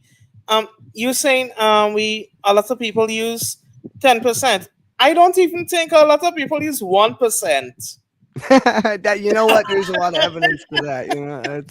That's very true. I want to get Shannon up here and not leave her out of the conversation for too much longer. But I wanted to hear what you thought of his piece first of all. And yeah. Well, okay, I have to clear this up. Humans use their entire brain. The 10% thing was a misunderstanding of technology. It's a myth. Human beings do use 100% of their brain. And the way people misunderstand it is we think that when someone says, oh, they only use 10% of your brain, people are like, oh, so they only use this little part over here or this little. No, it's not that. It's the fact that our brain, from a computing standpoint, is capable of processing and doing a lot more. And typically, on average, we just fucking don't. We don't put it to its full potential. We tend to hyper focus in areas of activity of our brain responding to an environment. So as we shrink our environments into these not real situations, addicted to electronics, it's going to use more of that portion of your brain, but your entire brain 100% of the time is all parts of it are in constant use. But I think what gets misconstrued is that people aren't saying we use the term. I think they worded it the wrong way when they said us that lie. They worded it the wrong way. They shouldn't have said we only use 10% of our brain. What they should have said is we are only using 10% of our potential. Because I believe that the human, like I was just saying, the human brain, I believe it has the potential for things like precognition or telepathy. And I mean, we prove that with just like knowing what our friends or family are saying, like thinking. You know what I mean? You ever like there's been times. And I just think we're not right. And you made a great point. Technology is making us so lazy and so reliant on it, so we're using this computer instead of using this computer. This is a much powerful computer than anything that anybody has ever invented. It is the processing power of this thing is more advanced. You could take 1,000 PCs and 1,000 PS5s and jam them together, and they wouldn't be nearly a fraction of the computing power of our brain. Okay, I am Which is giving you crazy. a newsflash from Trinidad and Tobago. I am literally having an earthquake right now. Holy shit! Oh my god! The house is literally Oh my shaking. gosh! Is it still going? It's slowing down, but Oh my gosh! Was Jeez, it that like welcome Yeah. to midnight. I had and my part of the world is not known for hurricanes or earthquakes. Hurricanes, yes, but not earthquakes or tornadoes. But like within the last 5 years, there have been more earthquakes and tornadoes in my fucking area than than ever in the last like 2 or 3 years. It's like, and it was actually just like last month or something. There was one in New York. My dad lives upstate New York. I live lower New Hampshire, and he and I both felt it. It shook both of our houses. Like literally, we saw stuff out on the sidewalk, like swaying and buildings swaying with this thing. And we're like practically 2 states away from each other, which is crazy. Oh yeah, my dad's saying we also have in New Hampshire and New York and Upper East Side. We have possibilities of tornadoes tomorrow, so everybody stay safe, be careful.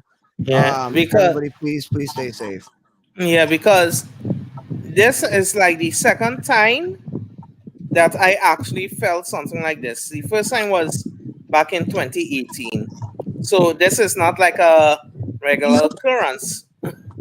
well? No, Okay, yeah, it's today's crazy when the you feel it. 22nd of June. Your story is all about these internal wars with yourself, revolving around the 22nd hour, and there's an earthquake as we're discussing. Oh yeah, Tell me welcome the to midnight, everybody. It's It is now. Well, it's not the 22nd anyway. Actually, it's the 23rd now. Third, It's the 23rd, but I like. around 11:59. So Actually, by 1 minute. Oh. Oh man. Well, thank you for reading that. Thank you, Shannon. Thank you, Caleb. Thank you all for watching. Thank you all for participating. It's just been fantastic. And again, I can't do it without you. I'm gonna do one piece before we get out of here, and then we'll let everybody get to bed. So, this piece, I've done it before, but I'm gonna try to do it a little better this time. This piece is called "Manifest Destiny," and it's there's a couple things about this piece. First of all, I call it Manifest Destiny. The word Manifest Destiny was used in colonial times to justify the stealing of native land and the taking over of the West. And I think that's really fucked up because when you think of the word Manifest Destiny, it just means, when I think of it, I think it means, you're manifesting the goals you want to, aspire to in the future. And so I'm taking that phrase back, and I'm making it mean what I want it to mean again. And it's gonna mean what I want it to mean again. And that's why this piece is called Manifest Destiny. The other thing about this piece is usually it is dedicated to my followers, my fans, my family, my friends, the people who support me. Not this time. This time while I'm be reading it, it is dedicated 100% to my haters. And I hate to say that because that sounds so fucking Gen Alpha or millennial, like fucking just my haters. Anyway, no, it's dedicated to just the people who have made my life hell and said that I couldn't do it and held me back. And yesterday, I quit my job. I told Dollar General to go fuck themselves for a various number of reasons that I won't get into. But mostly, I just realized my own self-worth and realized that I was neither living up to it nor being treated with the respect that my self-worth deserves. And so I left. and it felt very, very empowering. I have a new job coming on Monday, but felt very empowering, and I was just feeling a very fuck you. Not I'm somewhere between, you know, like a kind of fuck, like Slim Shady kind of fuck you, and like a just hopeful for the future, and new chapters, and you know, as Kenny Rogers said, you got to know when to hold them, know when to fold them, know when to walk away, and know when to run, and that's exactly what I did. But this is dedicated to those people and all the other people like the management at Dollar General that I've met in my past. This is called Manifest Destiny. Since a preteen, I knew that I wanted it. I've been causing the scene. Yeah, I've been what the problem is. Because I knew that one day I'd fulfill all the promises I made to myself when the pit I was in just seemed bottomless. And I think that this shit right here is how mama wanted it. I'm impressing the people who know what an artist is and rejecting the evil. I don't want no part of it. I'm climbing this mountain to get to the top of it, manifesting my dreams while I'm building my confidence and investing in me, because ain't no one stopping it. Yeah, I'm turning back into someone that I want to be. I'm going to pick up my pen. I'm going to live out my dreams. Going to give you my truth in the words that I speak while I practice and preach all the things I believe. Changing the world and the way it's perceived, the way I infer all of these verses and schemes. Because that, I believe, is the difference between all the heathens and fiends and the realest MCs. And I won't ever stop till I reach to the peak. I will get to the top, and that's by any means. I swear on my mother, I know I'll succeed. And I know she's somewhere, and she's looking at me, and it's making her beam, because she's starting to see me break free and be me like she taught me to be. Somehow she saw past the darkness in me, and I don't know how, but I'm starting to see that sometimes the darkness is harder to breach when you constantly ponder your odds of defeat. Like, I bought the gas through the car but got rid of the keys, scared that the gas won't release and I'll crash into trees, so it won't ever start and I can't ever leave. And lately it seems like even the train in my thoughts has just run out of steam. I've burnt all the bridges, I can't ever turn back, and I stand in a graveyard of trains I've derailed in my past, but I'll stand on the stage till I'm fading to black, because I'm training my brain to get back on the track, learning the skills that I currently lack. I'm going to channel my feelings and master my craft. Going to get to the ceiling, and that is going to channel my feelings, and that is going to channel my feelings and master my craft. Going to reach to the ceiling, and that is a fact. I'll be raising the roof like it wasn't attached. Wait, as a matter of fact, just call me Atlas and put the whole map on my back. At last I can carry the weight on my lap. At last I can bear all the pain of this mess. At last I can bury the rage without meds. At last I can handle the hate in my chest. It feels like I'm wearing a plate on my breast in the shape of a shield that's embroidered with S. And I promise to give it my all and no less, and till I take my last breath. And I'm not the best, but I'm getting better. Bleeding onto the page because my heart's on the sleeve of my sweater. The sweater that covered me through rainy weather, but the wetter the better. I thrive with no shelter. So bring on the rain and the thunder and lightning. There's pain hidden under, but that's what's exciting. It's keeping me sane. It's keeping me fighting, and the strength that I gain when I put it in writing. But I'm not here for me. I'm here for the people. I'm giving them weapons to fight off the evil. I'm hanging our banner from streetlights and steeples. Take the ghettos and the churches and show them we're equals. Uncover our eyes so we see other people. Our pieces complete other people, and we as a team are the key to defeat all the evil. See, what you see on TV is so easy to see through. They sell you peace and relief through the screen, but they cheat you. So divided and conquered and blinded, they keep you. That's why I reach and I speak to these people. We need to see that us being a people is the least that we need if we'll ever be peaceful. And I could sit here all day and just watch the subscribers go up. I could brag about my team and the work that we've done, but that shit for me just isn't enough. I need to know that there's souls that I've touched. I need to know that there's something I touch when I'm talking to you. I need to know that something inside of me lights up the darkness in you. I need to know that there's something you feel when I'm spitting the truth that helps you get through and gives you the power to move in your dazed and confused, and it feels like the world has been weighing on you. So to all the Lost Boys across the land, y'all are my family. I'll never have fans. This is me reaching out to give you my hand. This is us banding together and taking a stand. 1 in a million. That is our chance. But that one is enough because I got a plan. Just don't ever listen when they tell us we can't. And that is Manifest Destiny. Thank you very much for listening. Thank you very much for coming out. What do you guys think of that? I love that one. I know Oh you. yeah. I love it. Always tears me up a little bit.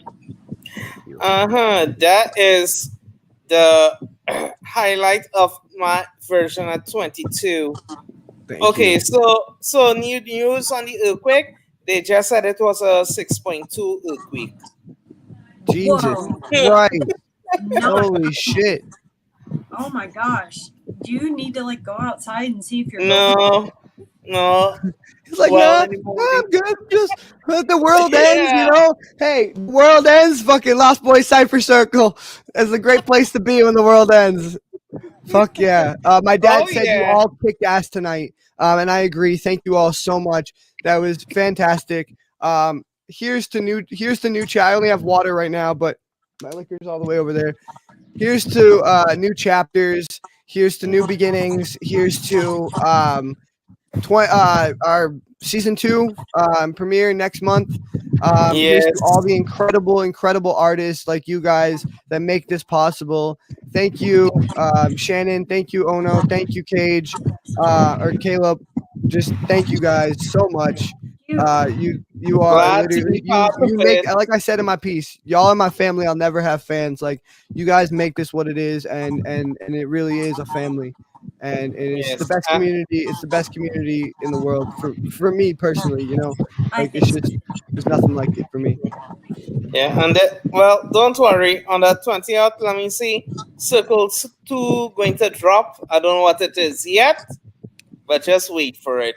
Oh yeah, thank you, man. I'm honored. I am honored that, I mean, you wrote one piece about me. Now you're writing another one about the fucking dude. This, like I said, this is like become part of my life, and it is just it's a part of me. You know, it's you guys are my family, and I can't, like, I can't really express myself anywhere the way I can on here anywhere else aside from with a few close friends, like my girlfriend or Brandon over here. Like, you guys are my therapy and my friends, and just, it's just, thank you guys so much for making the community what it is. Oh, thank Mhm. you. Like, I can't believe you guys came up with all of this. It's definitely very unique. And my sister. Sorry, I do not want to leave out my sister, because my of sister is course you definitely one can. of my best friends too. Yeah. Because at times she could kick your ass in poetry. Yes. Oh my God. She's come on the show a bunch of times. She's fucking fantastic with her art and her poetry. And I'm trying to get her on. Speaking of the season 2 thing, I'm trying to get her on for the season 2 finale, or not finale. Premiere. It's gonna be the Premiere. season 1 finale, but the season 2 premiere, or I don't know. We'll On the figure it 20th, out. on the 20th, it's the premiere. So the week Premiere. before So the will 40, be the right. finale. Actually, we're taking, and that's the thing, guys. I think I have mentioned this before, but just so everyone knows, we are taking a week off.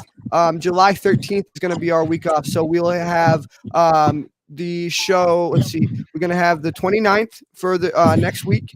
And then we're going to have July 6th. And then we're going to take a week off.